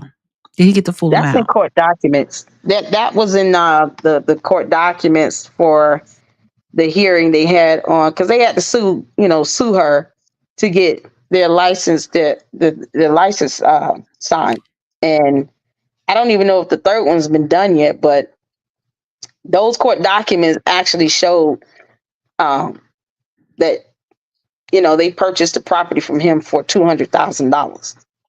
So that's in court documents. I would hope that they would lie to the court and have this stuff on court records if they didn't truly buy it for $200,000. Especially if they're already upset with them for not, upset with this girl for not signing over the liquor license. So, they got a bigger problem. Lying to us about something is one thing. You lie to the courts and say, no, I gave him $200,000 and you really didn't. Yeah, that's whole nother issue in and of itself. So hopefully they didn't lie to the courts about that. I really hope they did not lie to the court. But I think, and you can tell me if I'm wrong or not, if they had to pay the $200,000 because it still had to go through the for the title company, for the Cook County Assessor's office, the treasurer, where it has to be recorded for the recorded of deeds. So if something was done illegally, I don't think nobody's. It's too many. Yeah, it would be too many. Yeah, it would be too many eyes on that if they lied about it. So that's why I said hopefully that would not be something they would just sit here and fudge, because that would be the dumbest thing to lie about. Because there's too many, too many ways that you got to get to owning some type of property, even the acquisition of that. It's not just one court here. You're not just talking about, I give you $200,000, you give me a piece of paper, that's it. No, it has to go through the courts too. So that's why I said they would have to lie to the courts if they truly did not purchase it at $200K. But was it valued, with some assessment in that? That's what I'm trying to figure out. Because if not, then this man got $100,000 profit. And on top of that, were they aware that it was not valued at $200,000? I hope they were not aware. I hope they weren't aware. Just because. Well, we do know that one portion of that land was worth 42 or 46,000, and then but remember, there's four partial land. Maybe they all came up to 200,000. That's I gotta get the math on that one. I hope that's why I said I have to look at the assessment for these 4 pens and the St. Patrick's building itself. But I mean, why is it wasn't even in the court documents? That should be an exhibit in the court document. And then you have to look. I'm not trying to be a part of the court case, but then you have to look at the partial land. When did he acquire each parts of land? Now I saw something that was different years, but don't give me the line. I'm gonna let the government do their job. Yeah, that's what they're looking at. Yeah, I saw it was different years. Hey, Miss Mhm. Roxy, I think at that time they thought earning potential and favorable benefits from the relationship they had with Tiffany. Oh Prima yeah. Donna British joking. I said, look at the 589 checks worth 6 million never issued. What if the money came from? Oh, okay, Oh Prima Donna, Lord. keep reading. Yeah. What if the Wow. money came from our taxpayers' fund for the 3.2 million? Oh, that would be crazy. Allegedly, allegedly. Oh Who man. paid the back taxes before the purchase of the property? It looked like Tiffany paid that back tax. Tiffany K. But because I don't see Yeah. nothing with I mean, Kamal name yeah. on it. Yeah. He wouldn't Mhm. pay for anything. He done sold it. He's not gonna pay no more taxes on it. But I think, like I said, I think he's more so throwing a tantrum over the fact that he sold it, not fully realizing the potential of, like the commenter just said there. They didn't realize how lucrative it would be. Because I don't even Mhm. know, are they even open now? Fully open and No, operating? no, Because not they open yet. wait, they're still waiting on one license to be signed, I think. Yes. I think that's what it is. And then Solomon, remember we said in the interview at the courthouse that the business entity didn't, like, the name on the licenses weren't correct, and that was allegedly, which is BS, because if that was the issue, that could have been addressed to the court last year. So sitting on those liquor licenses because of the business entity name is unacceptable. And the courts even know that he was full of crap. Don't sit here and make it seem like, well, the business name is wrong. That could have been addressed last year. As a matter of fact, him being this alleged attorney here would have contacted the couple's attorney and said, listen, this is why my client hasn't signed it. The business name is wrong. Can you please, have them, or can you guys please send us the corrected documents to the right address? That could have been rectified 4 or 5 months ago. They had to go to court. She got charged with a direct criminal contempt, all because she didn't want to sign the liquor permits. And he wants to go out and say, oh, it's because of the business entity name. Oh, so what? If that be the case, why was this not taken care of last year? Right. Send her a letter. So But I thought they were already filled out that she just never turned them over. she just didn't want to sign them. Yeah. I mean, it's my understanding that Keith Freeman came to court with them, or he submitted them over to the court. One of the I Keiths. heard you submitted, yeah. But yeah, so it was all three was submitted, and 2 of them got signed. I don't know what happened with the third, but Yeah, I heard a story about that third license. Since I can't verify, I don't want to repeat it. yeah, Yeah, I it's just, more. It's probably more to this story about that third license. oh Hey, yeah. share 200. I'm sorry. Let me read some of these comments because. No, you good. Okay, share 200,000 for a piece of prime commercial traffic property. Kind of cheap. Well, yeah. the couple already owned a liquor store. I believe it was. They apparently do. Yeah, What they was did. determined to be the reason Tiffany was at a check cash? I don't know why she was at a check cash rather than a bank. Exactly. You know what? I've been saying this, and I'm saying this again. I am very curious to know what that currency exchange cash place looks like on the inside. Because I just I want to didn't see. even see the outside. If I saw the outside, I could probably figure out where it's located. It's right in front of the St. Patrick's restaurant. That's the one That's they the went same to? one she went to. Yeah, same one her and the other Keith went to that day. I know I did a video about it, and they got caught.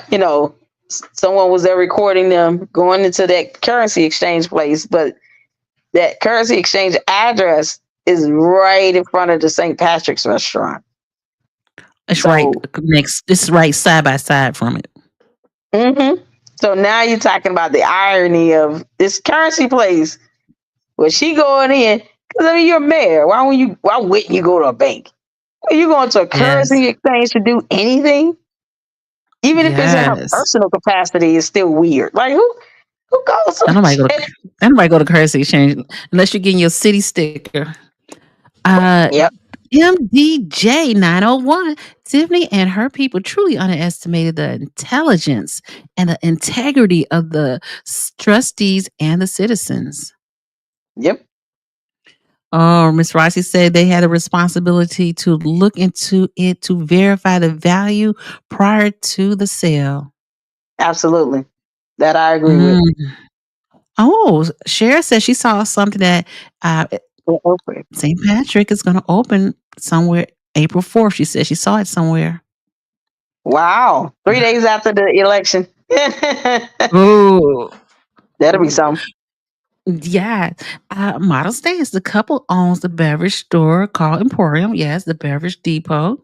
Yes, black owned. They just legit wanted to be developers that created jobs. Which is great. I mean, like I said, my hope is that they were genuinely unaware of what was going on and, just wanted to, because the liquor licenses have to be signed, even though they have a liquor store, the liquor permits itself still has to be signed for the actual location of where this liquor is going to be distributed. So you can have 5 different restaurants. Each one has to have liquor permits signed to serve alcohol at each of these restaurants. So the fact that they have a liquor store, they've had liquor license signed in the past, and now all of a sudden it's an issue with them getting it signed for a restaurant. I mean, it clearly shows this mayor being just completely disingenuous and petty and throwing a tantrum. But I really hope that they did get an evaluation or assessment done before they gave Kamal $200,000. I really hope they did that. That way, it at least presents some sort of defense that they were unaware of this. But if it starts to look like they were aware of this stuff, it's going to be a problem for them. It's going to be a big problem. So I really hope I hope they weren't aware. Actually, that earlier was a check cash or place in front. Yes, it was. Yep. I looked it up myself. I got the address. Someone sent me the address and photos of it. And even in the photos, you see St. Patrick's in the background. So that is the same one that's in front of the restaurant. Absolutely. It's on the side of the restaurant. Front is the expressway.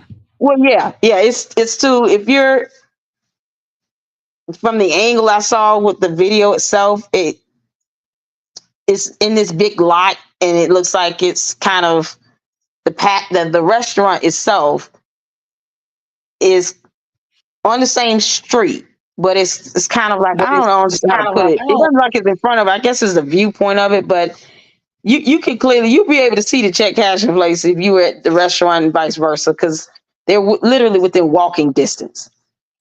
See that? Look at that. Right next door. Yeah. So that's the one that she went to. Yep. And that's next door. And that's the bowling alley, and that's the soccer facility. Yep. So when we were talking about the partial land, can I go over here? Okay. So because that's where the land stops at, their property stops at. And these were the people upset at too. I don't blame them, to be honest. These are houses on this side, right on behind it. And them people are probably, I don't know if you ever seen it when people get drunk and I don't know to say these people be intoxicated, but cars tend to park in front of your house because they don't want to walk or the lot is crowded. That's why I was saying if they, I'm glad to hear that the Tiffany K is, I guess they said they bought the soccer field and making that a parking lot so that traffic does not on the other side, go to the other side to the people's homes. That makes sense. Okay. That definitely makes sense. I really hope they get ahead of this thing and just, cooperate with the subpoena and send over all the information they have, especially when their restaurant is kind of like the focal point, the subject property here, because it would suck if they end up having to lose this over something like this. I like I said, they seem to be very smart, upstanding people. I really hope they were just not aware. I really hope that, but yeah, my goodness. It's sorry it So had to, be so messy like this. That's the problem. right, And right, and and the thing is, had Tiffany had given up the property, the liquor license, this would be probably a no-brainer. Nobody would have right. talked about it. Yep. But the fact they had to go to court and couldn't operate, Mhm. do anything, is like, her being the ultimate petty narcissist she is, just trying to take revenge out of somebody. All because they sold something that they underestimated. They Mhm. underestimated. And I can safely say this ain't the only piece of land, a lot of property that they've been doing this with, but I just can't imagine these people be getting caught up in this stuff nonsense and we're aware. I really hope they weren't. And I would Yes. love to know what the inside of that check cashing place look like. Anybody gonna Prima be in the Donna area said, over there? Can you go in there and take pictures? Prima Donna said it's slimy up in there. I've never gone in there. Hey, Tamika and the boys. I'm just watching on Hey, TV today, but I can hear you. All right, Tamika. Yeah, Prima Donna said it is slimy on the sorry inside. on the inside. I've never gone to that one. Who I the wonder how long it's gonna owners? last. I know they are, man. They already the moment they caught her going in with the other key. Trust me, somebody reported it to the FBI. I'm sure they're Mm-hmm. aware. But I just being nosy, I would love to know who the people are on the inside. How they look. Never know, you'd be amazed who owns it and start working. That'd be a good question. Because now you got to go back into the Dalton meeting. Remember, it was not too long ago when there was a people who were buying somebody in the back, the gas station, and they needed some kind of they don't. I guess they wanted to give them something so they don't have to. They buying it from someone else, but Mhm. they was trying to get some incentive from Dalton, and Tiffany said no, she's not doing it because they just buying the property. They shouldn't get any new incentive, even though they're new owners of a property. But I was thinking that was the gas station. I don't know if it's this gas station. Right across the Was this the street. gas station right here in the same lot? But then there's another gas station across the street, which had problems. Oh, Tiffany Tax, Mhm. yeah, which had problems during COVID. So I don't know which gas station that she does. She didn't want to give the incentive for the business. Was it because they didn't contribute to her campaign? Oh, I don't know about She has a that. good knack for doing that. Just to retaliate because nobody wants to contribute to her campaign. That the fact that so much of this almost just screams or it definitely alludes to this pay for play concept, Excuse and me. she's so I'm sorry, emboldened Robert. with it. Sorry, I don't mean to cut you. Robert, may I ask who you speaking of? FYI, please answer, or you will be kicked out. Go ahead. I'm sorry. Uh-oh. What happened? I don't know. I just want to make sure Robert's who's he speaking of. Justin, he talking about Tiffany. But hold on. What's he saying? He said having a little box in your bathroom and calling somebody swimming. I'm not sure. I'm gonna give him another What does that chance mean? before. I have a little box Oh, in your Miss bathroom. Regina's back. Yeah. Oh, okay. Miss Regina, she'll handle it from here. Oh, okay. I don't understand the comic, Robert Wilson. My bad. Right. I don't understand that. Mm-hmm. Police didn't need to give up their life for another reason. I think they were promised something at the time. Yeah, it always comes down to money. At the end of the day, when it comes to these types of things, the acquisition or the transferring of the properties or the land, the lots, all of this stuff, it Mm-hmm. comes down to money. They obviously are doing this or Mm-hmm. involved in it because of some financial benefit. They're not doing trust me, she is an opportunist. She doesn't do stuff just to be nice about it. It's always a motive behind it. Even when it comes Right. to giving away food boxes that tax dollars paid for, it was to prop herself up to look good to try to win an election. to try to keep the people on her side. I give y'all food boxes and big bingo, and this is how you treat me. It's always a tick for tat with her. Always. I highly doubt she even does it with her own relatives. Like she's getting her own people named in subpoenas. That Tamika Henyard and Rosie Henyard are relatives. They're named in the subpoenas that went to Thornton Township last year. They're getting themselves caught up in all of this, and for what? Yes, and she doesn't care. Yeah, Lisa Lee asked a very good question. I thought about it, but when do they take the keys from Tiffany's mayoral office? Oh man, I would like to say that they can do it before the election, but I know the day that Jason is sworn in, because I have a strong feeling he's going to win. Oh, definitely. I'm sure they'll be able to, get the locks Change all the changed or locks? whatever. I would say to change the locks, not just take the keys from her, Yeah. but change the locks. But here in Georgia, we had a corrupt mayor in South Fulton. Guess what we did? We locked him out. Oh, yeah, did? Locked him out of his office. Yep. Got escorted out by the police with his dog, but he got locked out. Yep. Oh. They struck his. They basically left him in that position by title only, but not really giving him much else because of that. They suspended the cars they gave him. My whole thing is there's a loophole with state legislation where you can do the same thing. You can lock her out. Lock her out. Like, She ain't been nobody work. have to, just lock her out, take the keys from her. I'm more interested in knowing that she's gonna try to transition power. I foresee her being drug out.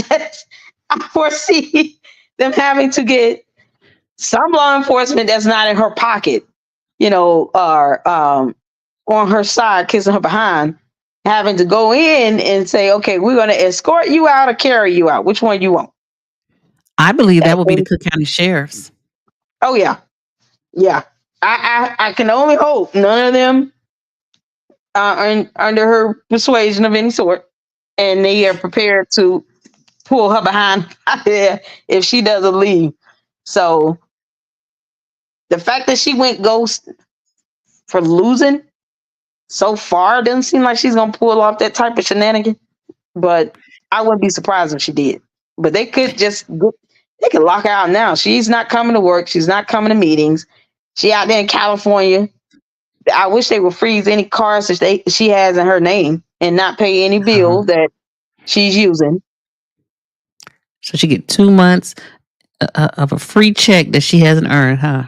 Right. What's the purpose of her having keys still? She's not coming to meetings or anything. I highly doubt she does anything between now and the first that would be beneficial or warrant her to have keys. So why not lock her out now? That's my whole thing. You're not taking away the job duty itself. You just restricting her access to go in if she's not even going there to go to a meeting, And Coffee asked that question, do you think that Tiffany would show up Tuesday? He said Tuesday to the Thornton Township meeting. I say no. No, why would she? She ain't coming back. Not at all. They already probably gonna have to go drag her out of California. They'll just have her extradited back here. I mean, if she does all this stuff and makes it worse, she's really gonna make the judge mad either way. Oh yeah, Model Stan said, "Girl, I saw that in Atlanta is not planned. The guy came to work and they took the car too. Did he get an Uber home? Yeah, he had a car he was driving. They locked him out of his office. They took the keys to his car. Of course, they had already cut the credit cards off. Him and the little dog. I felt bad for the dog because it was raining that day, and the dog was there. He kept bringing the dog to the office, talking about, this is my service animal. Well, with a service animal, you need a certificate or a license showing that this is a service animal. And a service animal is not the same as an emotional support animal either. But a service animal always requires a certification or license. And he didn't have that. So he should not be bringing the dog to town hall. It's like, what if this dog bites somebody? You're going to be held, accountable for your dog attacking someone biting someone, especially when you lied about it being a service animal. Yes. So, and that was the Ghana king. He went to Ghana all the time. Yeah. what the heck? I call him Rafiki. Follow Rafiki. He knows their way. Oh, you said that real good. Hey, Oh, man. Mike said vestment clause refers to an elected official's term of office. There would Vestment be no clause. more benefit from that. She don't need no more benefits. No. Yep. Monica Yeah. said she saw it. Yep. I can't see them being able to lock her out because Jason isn't officially the new mayor yet. Yeah, but he's pro temp. That's the same thing that happened here. Now, it may vary based on state laws. I mean, it's certain, laws in Illinois that might vary from Georgia. But, here, we have the power to lock these mayors out. And we locked them out. They didn't. Of course, they can't fire him, but, they kind of basically took away all the power he had. They took away his resources down to where he's just there in name only. They're still paying him his salary, God help us all, but they locked him out. They got that sign. It went through the courts. They got an order. They were able to lock his behind out. Yeah, So, Monica said he was out there partying. He went to Africa 3 times and Europe. Jesus. You got people struggling to pay their bills. And he out here traveling internationally, talking about, it wasn't all in the same year. I don't care if it was all in the same week. You shouldn't have been going. You sit here spending money like this and you're not even apologizing for it. Oh, okay. That's the bad part. When you don't apologize. Yeah. So they can try to, I mean, like I said, it has to be some sort of legal recourse to be able to do something like that, especially when she's basically derelict of her duties at this point. She's not even coming to a meeting. That's the most basic thing that the mayor does. She's not overseeing anything. She's not ensuring that her administration is operating or working or any of that. So, when you're derelict and you're not available, the mayor pro temp does have the power, that the mayor would have. And because she chooses to be absent, that is in the ordinance. That he being the pro temp, he would have the power of the mayor bestowed upon him if she cannot or does not perform her duties. And after a while, you have to, there needs to be a question of some sort of a dereliction. It's almost like abandonment. You're not doing anything. You're not doing your job. Why do you need keys? Right. And the question is, who has those keys? Right. Honestly, I wouldn't even, and that's why I said I wouldn't even worry about trying to take keys. I would just pop the locks. If I were them, I would change all the locks. You never know who she gave keys to. Kamal still goes in that building, even though it's Thornton Township, and he's no longer employed there. Since when does the fired, terminated employee get free range to go into the building still? Yes. I don't care who he is and who he say that he should not be able to go in Thornton Township building at all. Oh, with public records. People's private records. MDJ901 said she might be heading to Mexico while she's in LA. Y'all better alert the feds. She going to Tijuana? I don't think she will make it that far. Did Mexico cut off access? Like I saw something earlier today.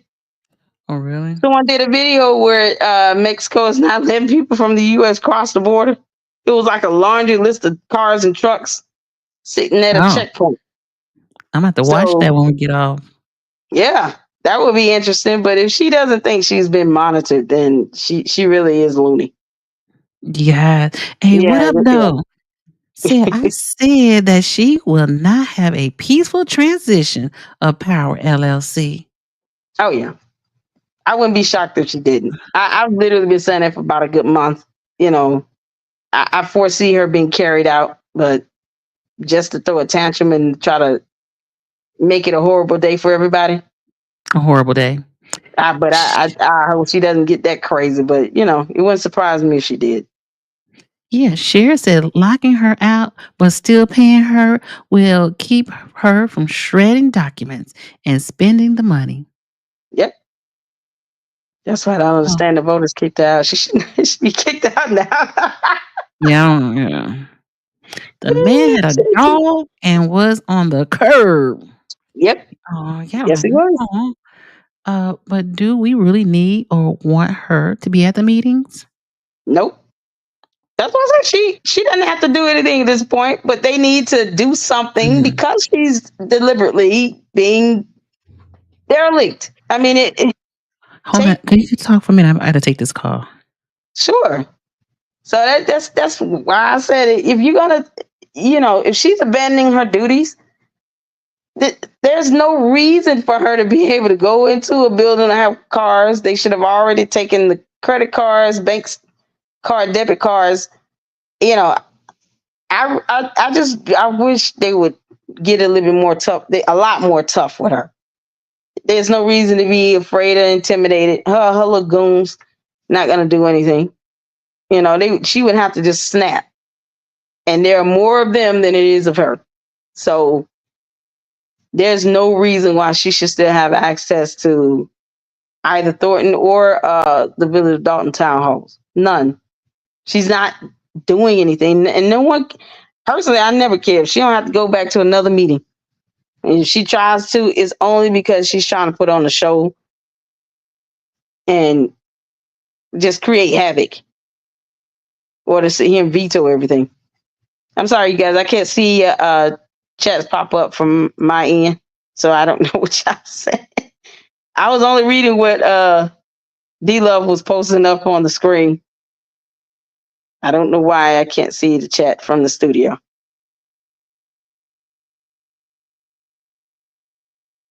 I have no idea. Has she came back from California? I'm curious of that.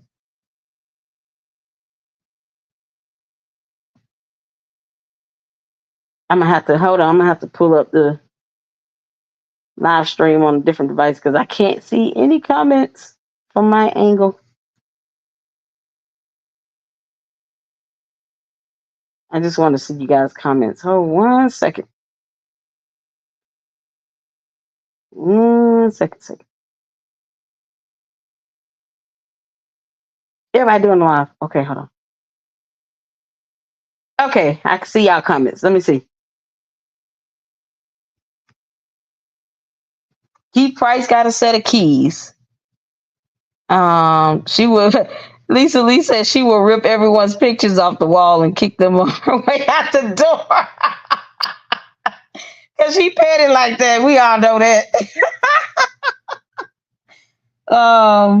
What up though said KP got a set of keys. Yeah, that's why I said I would rather they just pop the locks and put on new locks because I'm sure many of them have keys and I just, I don't see it beneficial to just take the keys when all her goons probably have keys. Same thing with the buses and those trucks and stuff. Just change the locks. That's my kind of my thing. I'm sorry, I forgot to cook dinner. You're okay. I had to go to the actual live stream video for some reason. I cannot see the comments. Oh no! From the studio end, it's. I think it's my device. It's not you. But I was reading what you were posting up. Yeah, the trustees. Yeah, I said that they need to. They gonna have to grow some spines here and just say, you know what, we're done with this nonsense. We done terminated this fool of your boyfriend at Thornton Township. Why is he still able to go in the back door with her accessing that building? That would not happen anywhere else. So they're going to have to kind of put their foot down to say, this is enough. This is enough. He can't come here unless he's coming here for business, to which he's not. And then with that slap suit, I don't even know why anyone want him up in there so he can still gather stuff to try to make it seem like, or to validate that slap suit. Just at least make sure he doesn't come back. They can get a restraint. They can get a judge to sign a restraint to keep him out that building. I don't think Thornton Township trustees will do that. They're not strong like no shade, but they're not strong like the Dalton trustees. And I mean, at Dalton, they definitely need to change them locks. What did Cheryl say? Tiff don't care about anyone. She's a narcissist. She runs on power grabs and adrenaline rushes. Don't for 1 minute think she cares or has empathy for anybody, including her family. Yeah, no, she doesn't. I mean, the fact that 2 relatives of hers landed in an FBI subpoena, you know how mad I would be if my relative had me named in an FBI subpoena. I would be Child, please, pissed. they'll never hear the end of it. Oh my God. What'd you say, D-Love? Sorry, I'm munching on cookies. I said I would be pissed. We're not cousins anymore. Exactly. I would call my relatives so fast and be like, listen, let me tell you something. You ain't finna embarrass me. I'm disowning you. I'm going to tell everybody I don't know who you are. I don't care about genetics. You have to have me have my liberty and freedom put into question with the FBI. This isn't even some, we're not talking about I was with you when you went to Walmart and stole 2 canned goods or something. No, we're talking about a whole federal investigation. No, you didn't have me named in this child food. She would not hear the end of it. That's and true. tell her flat out, if anything happens where I end up losing my liberty or freedom or money or anything, I'm suing you and I'm going to sleep peacefully, relative or not. You know, in Illinois, they sue happy, so that would happen. But they would have to stick and sue her in her personal capacity, and then I go to the court and say, Judge, she doesn't pay bills either way. They only like paying rent. So can we get an IDO where it comes out of her paycheck and her tax refunds and everything else? Just garnish her pay. I'm gonna say, what job you think she gonna have now? Shoveling snow for public works. They're not gonna let her. They're not gonna put her back in Dalton. Yeah, I think that she's gonna target trying to go to the school board or somewhere where one of her little cronies might still be, soft on her and trying to help her out. But she leaving Chicago. I think she's going to Dalton to LA. Yeah, man. If she runs, they just gonna bring her back. They're gonna bring her back. And the thing is, because I've gotten a couple comments, and I'm sure from people who, are somehow thinking she's a person or a good one. But these FBI investigations, this is why it takes a minute. I think from the start of the investigation until now, we might be at a good year. Maybe at a good year with this. So the first set of subpoenas was served May of last year. We're in March of 25. So not even a full year yet. So the pace that they're moving and doing this investigation for this type of allegations and for what they're looking into, the scope, they're moving as fast as they can. But let me tell you something, these white collar crimes are very, very challenging to bring to court. They're some of the hardest cases. Any attorney will tell you they don't like to litigate white collar crimes. That's a whole specialty in and of itself. But because of the documentation, the paperwork, you're tracing and following the money, those types of cases are always going to be, more time consuming in investigating than if it were just like, a murk type situation. It's so much more paperwork and documentation involved. So just because they haven't came yet doesn't mean they're not coming. And I think this last subpoena being served is proof that this investigation is very much still active. And they know when they're ready to bring forth an indictment, they want to land it. They do not want to go to court if they cannot be guaranteed a conviction. Even if they do a plea deal, I still hope it involves some prison time for her. Because the stuff that they got going on, it is beyond words. Going back 10 years for 4 properties, 4 pens in a building. Come on. This investigation is very much alive.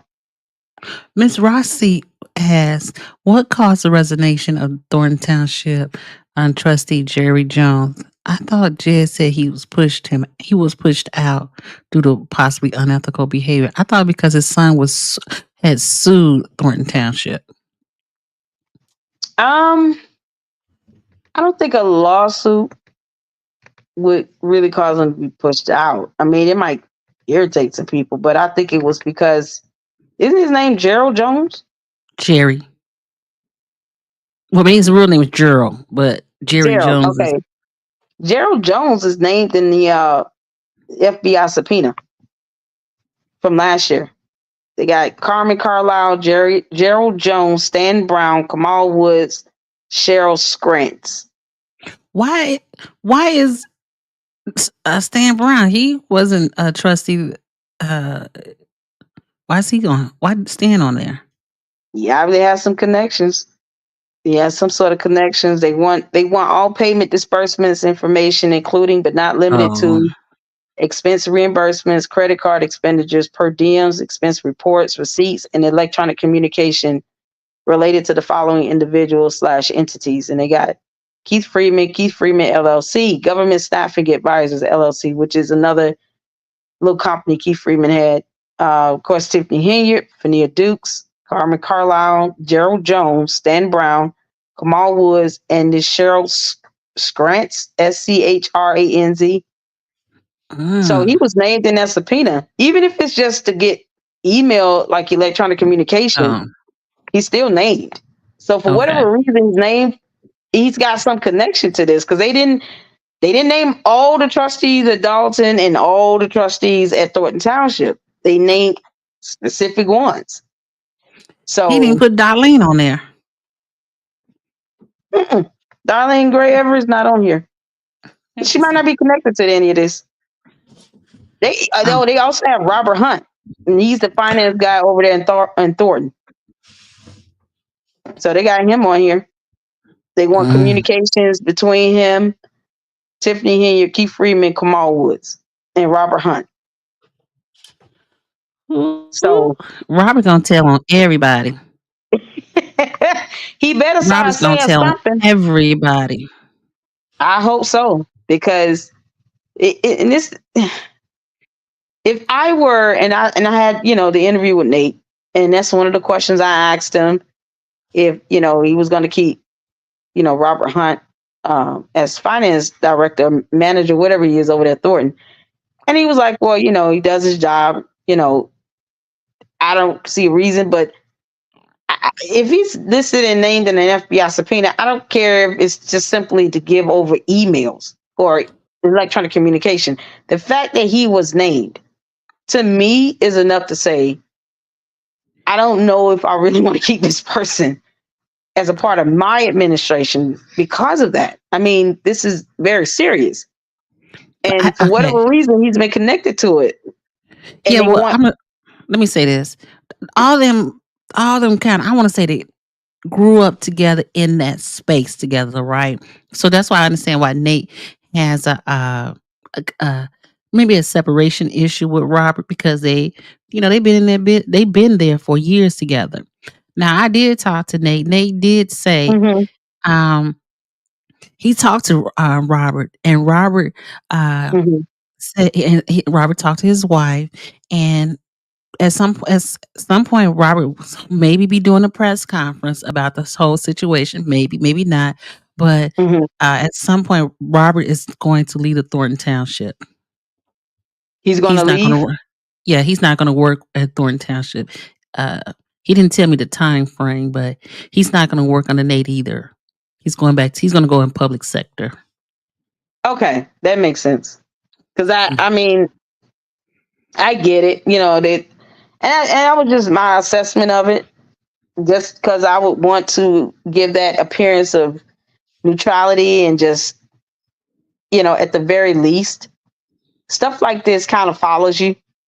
It could be harmful. And like I said, even if it's just because y'all wants internal, external electronic communications with him, it's the fact that he's named in this subpoena. because everybody isn't named.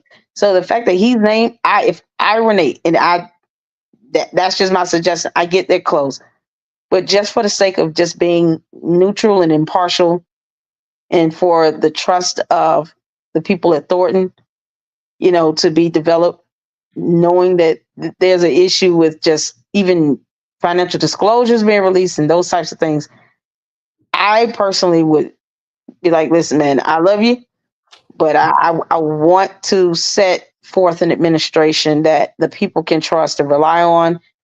It's a bad look to be named in an FBI subpoena. And if he's still his friend, he'll say, I understand. I'm not going to take it personal because it does look very, very suspicious. And hopefully they can still be friends afterward. But that was my suggestion. But I mean, I get it. They're long-term friends and stuff like that. So if he's going to leave either way, that's fine. But if he doesn't, I would encourage Nate to rethink that.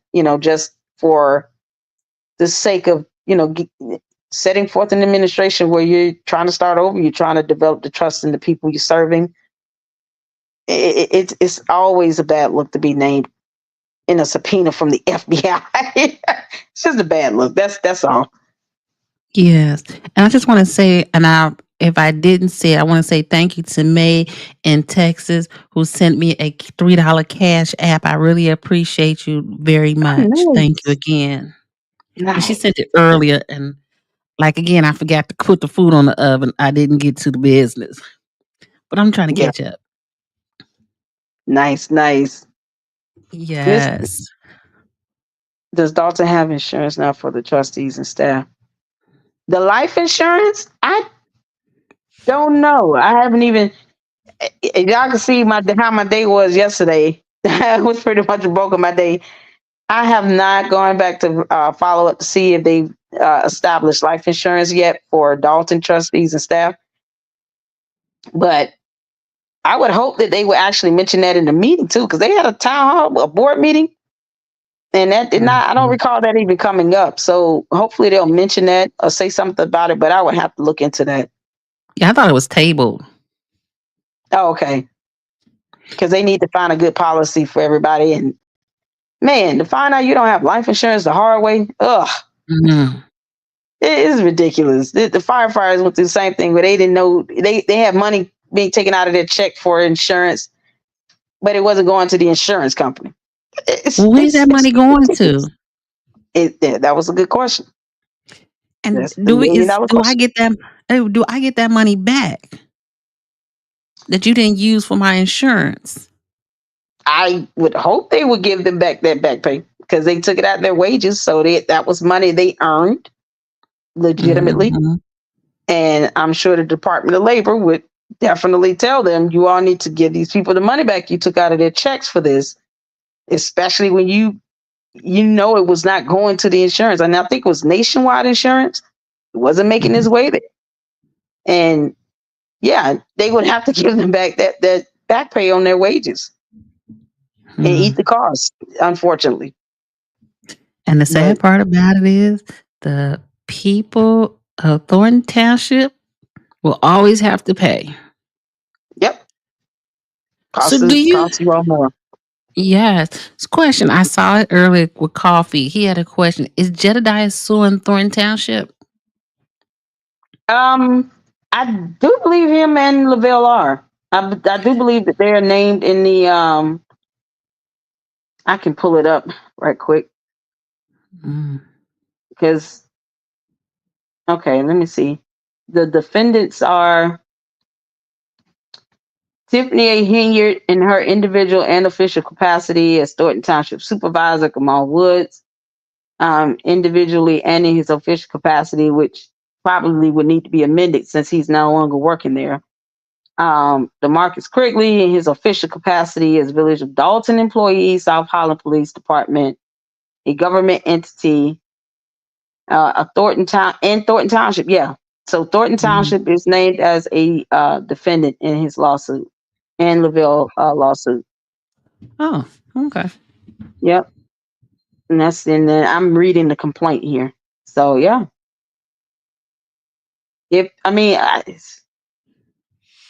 hopefully there can be some resolution. You know, Oh. I personally would say to just sue her and him, and they'll in that personal.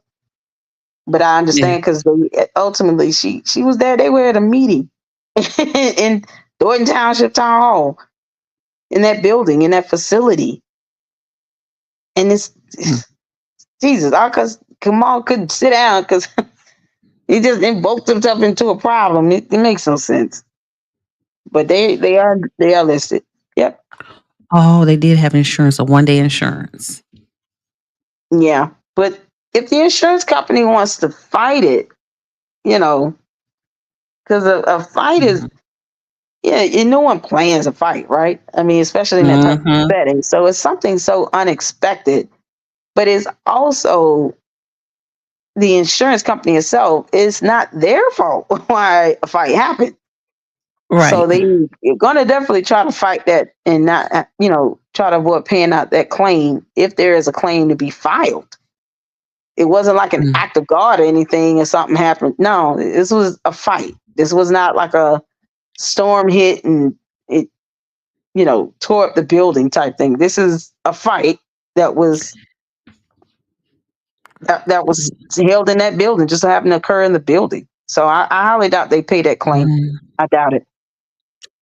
Oh, okay. Because the insurance job is not to pay you. They're gonna do whatever they have to do not to pay. Especially if it's talking about a fight. Like you want me to pay for a fight breaking out? Like I'm not. They're gonna be like, no, this ain't our responsibility. We can't control it. Like we paying the price for 2 people getting, 4 people getting in a fight, and then the mayor jumps in and no, I'm sure the insurance company is gonna definitely be happy to fight that claim and dare them to take them to court over it because they're gonna be like, why are we responsible? So right. no. Prima Donna is so funny. He need to pay for the TV. Yes, he does. Related to that fight, he need to pay it. That's the bottom line. Yeah, I'm gonna go see. I gotta see the TV missing.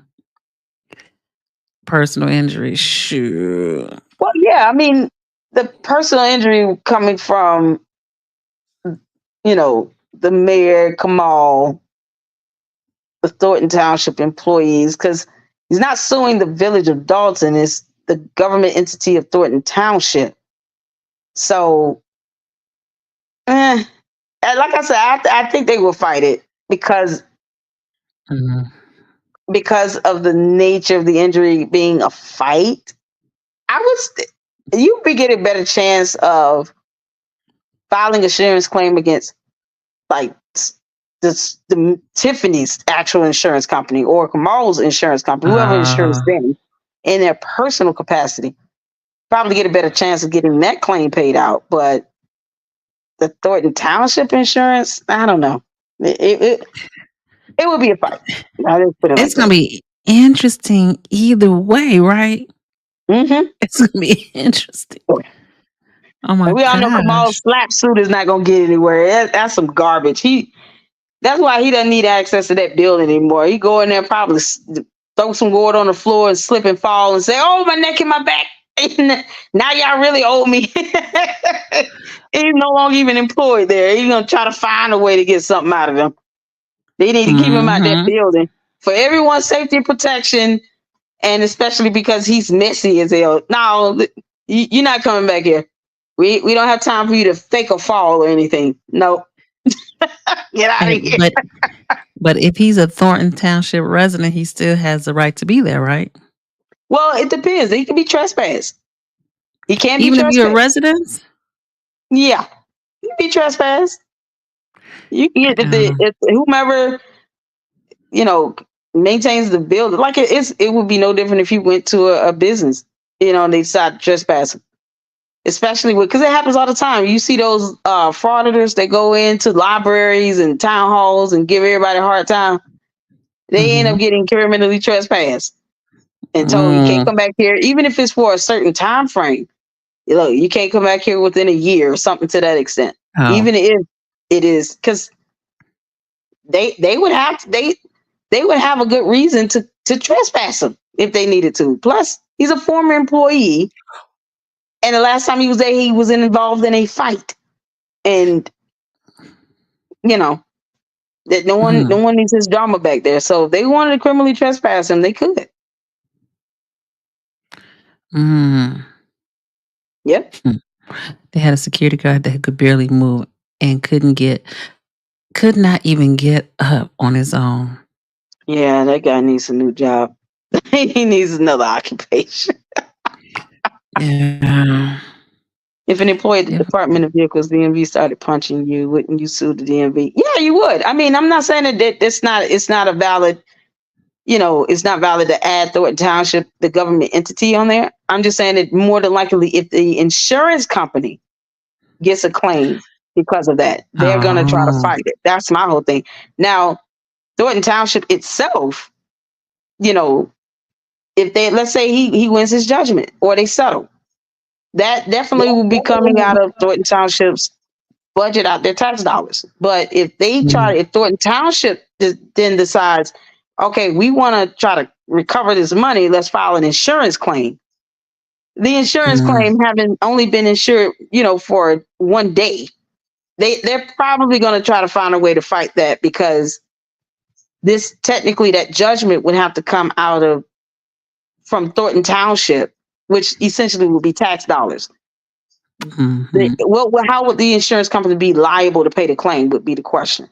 So I'm not saying that he should not have added them on. I'm saying that the insurance claim itself, the insurance company would definitely fight tooth and nail to avoid paying that claim, and would have to, probably tell Thornton Township, now you all need to pay that judgment. That's, this is a fight we're talking about here.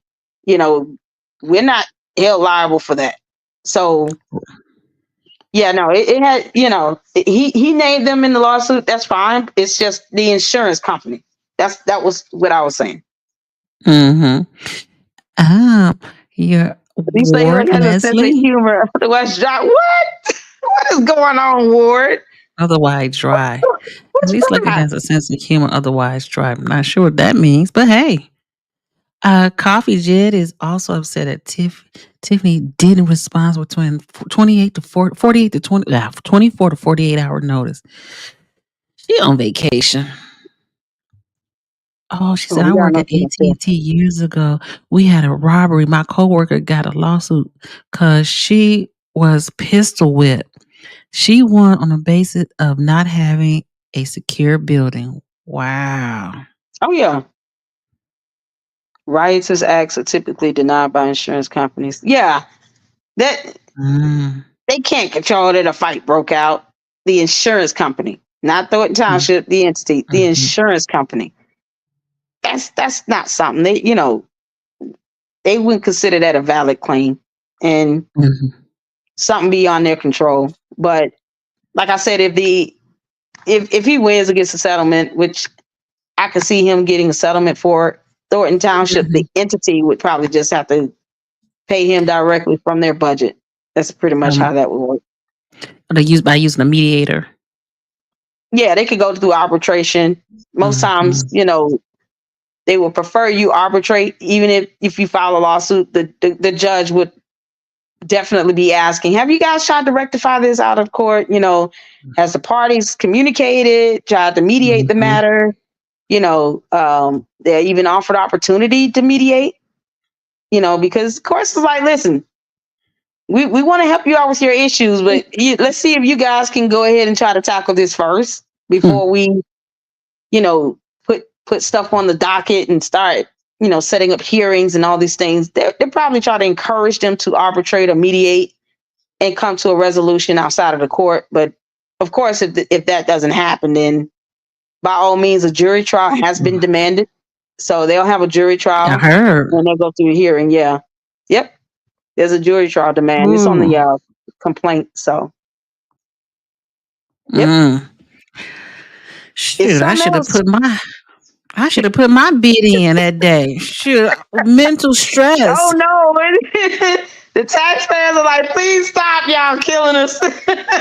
Yeah. Them tax dollars are screaming for help right now. Like, screaming. They're Yes, like, no, we can't handle more hits and lawsuits. Come on, man. the first installment was due March 3rd for tax and for the taxes, property taxes. Oh. And the second one is in August. But Oh, this is man, for yeah. last year, yeah. Oh, okay, yeah. Yeah.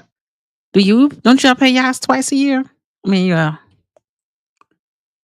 Who? I Yeah, don't you live.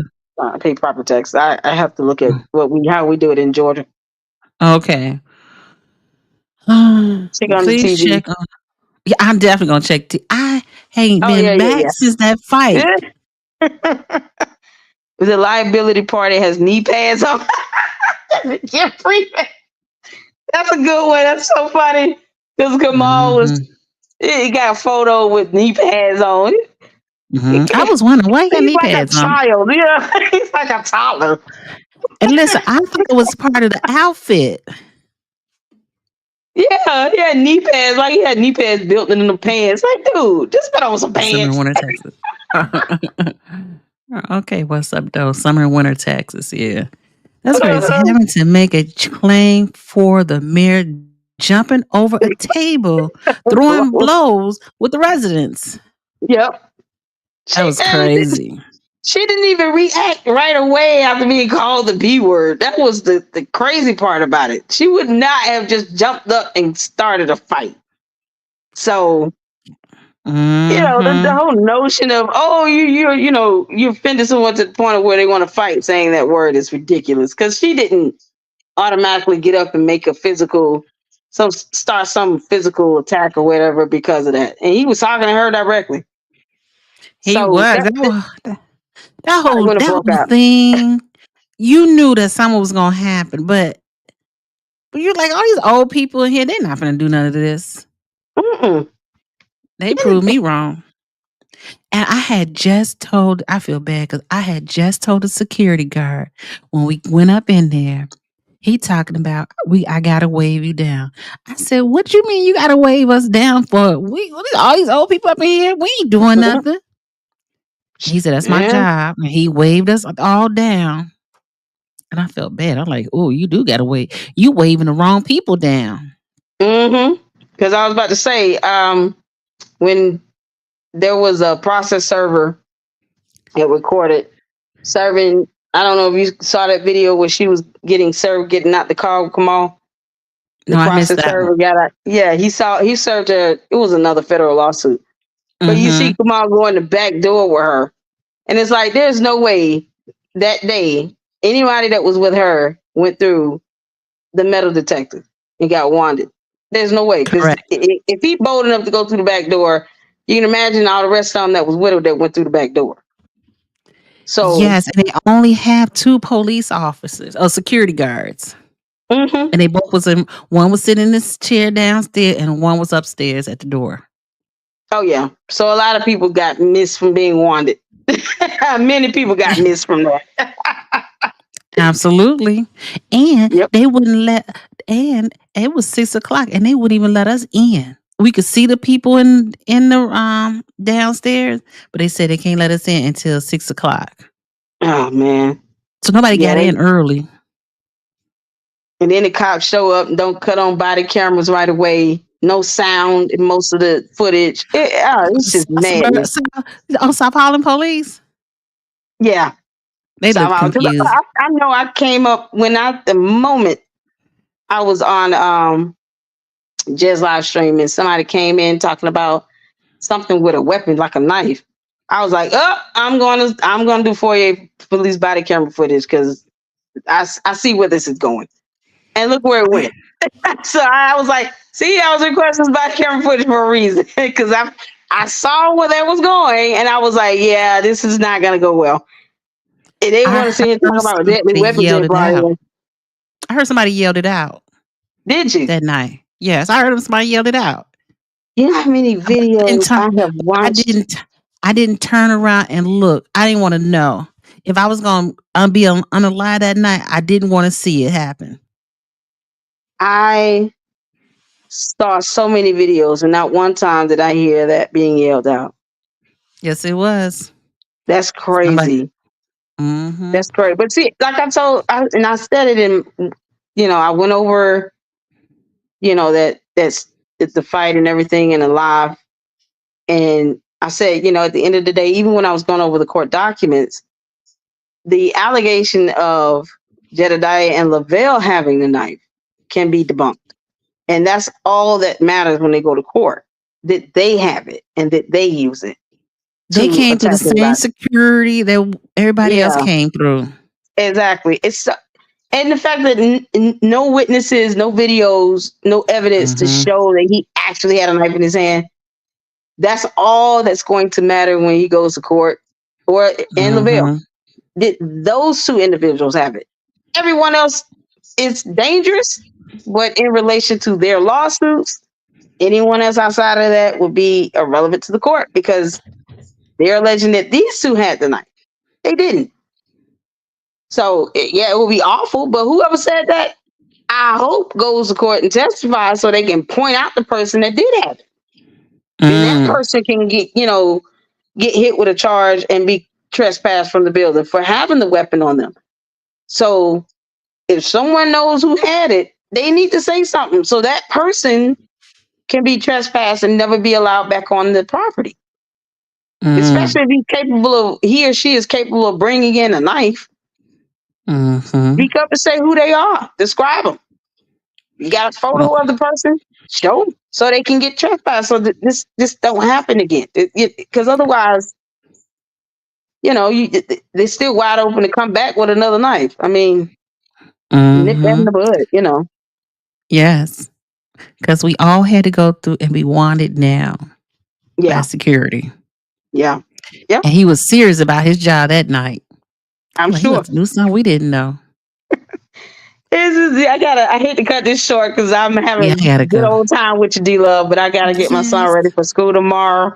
And it has been a ball. I am definitely going to be doing a video about this stuff. It's going to take me some time to go through and do research in the video to make it make sense. So, but I am, trust me. You got a month worth of work to do. Oh, yeah. It's a lot of work. It's a lot of work.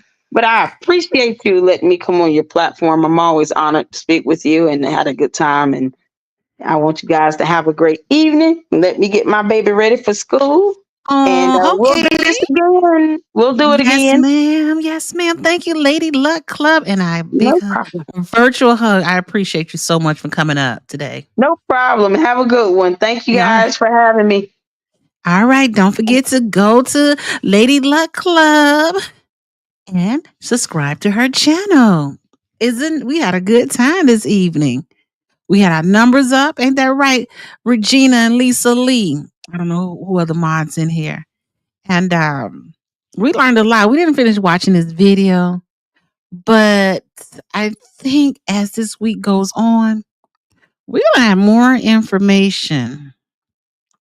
Mike, what Mike said? Mike said, Tiff superpower, night vision, seeing a night that no one else can see. I don't know. It was a female voice who yelled it out. But I don't know who. I didn't look. I didn't turn around to look. I wasn't looking. In my opinion, Tiffany tried to run for mayor and supervisor Thornton Township to stop the incoming administration from auditing the books. Definitely. Hey, Tony. I believe that. But they gotta audit them books in order to continue those grant to get that. I don't know why I get tongue tied lately. To continue to receive grant money, they gotta audit them books. Yes, indeed. Yes, indeed. Well, I've been on here 4 hours. Oh my God, I did not. It's too late. I just put the meat on. We'll have this for dinner tomorrow. But again, I'm gonna go. It's time for me to go also.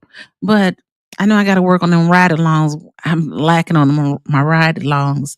But I want to thank each and every one of you all who have come into the chat this evening, who participated in the chat, even the ones who sat in the bushes for the last 4 hours, even the ones on TV. Hey, y'all on television. And I appreciate you all. Well, I myself also. Oh, she said, oh, wait a minute. Lisa Lee is giving an update. Head count and hit like match. What? Thank you. Hip hip hooray. You are all the best people. Yes. Hey, Prima Donna, you know I always appreciate you, and a virtual hug for yourself from me to you. Oh, yes. And Miss Roxy as always. Thank you. No, thank you. Hey, I be trying. Oh, wait a minute. Hey, Tamika and the boys. Yep, 86. Oh, we got 86. Wow, that's what's up. Hey, we growing, y'all. We growing. We gonna keep the motion alive. And don't forget, Lisa Lee gonna tell me, girl, next time I look like I need to go take a break, I'm expecting Lisa Lee to let me know, so I'll be out here looking tired again. Cause I be trying to keep up, make sure I do my videos, be consistent. And I needed yesterday just to breathe and get myself together. But I want to say thank you all. And I know, right? Monica, I'm happy for the 86 likes. You are all the best. I appreciate each and every one of you all. So, good night. Not looking forward to the 40-hour weeks. I know, girl. Thank you, Miss Ricey. You right. Hey, Linda. Linda done came out the bushes to say good night. I enjoyed you, and I am glad you are here. And I will always do my best and try to continue to give you content that you can get information for. And I'm going to have to update my description. So don't forget to check out Foxy Roxy new channel. It's called Foxy Angel Zone. And she just started her own YouTube channel. She used to be a guest on this channel. Also, don't forget, if you haven't, subscribe to the Mack Morning Show. Also, if you haven't already, GRACELEVI. Who else? Go Politics. Who else I'm missing, y'all? I can't think of who else. I hope I got everybody's name. But I'm going to update mine. Thank you, beautiful lady. Thank you, Monica. And one of the mods. Yes. Oh, let me not forget the mods. I appreciate you, mods, for being here and doing your job. I think we had a troll earlier, but I think I get it. And of course, thank you to all you lovely in the chats. Thank you. Thank you. No, thank you. And thank you all for watching and wishing everyone a good night. Good night. Later, Gators.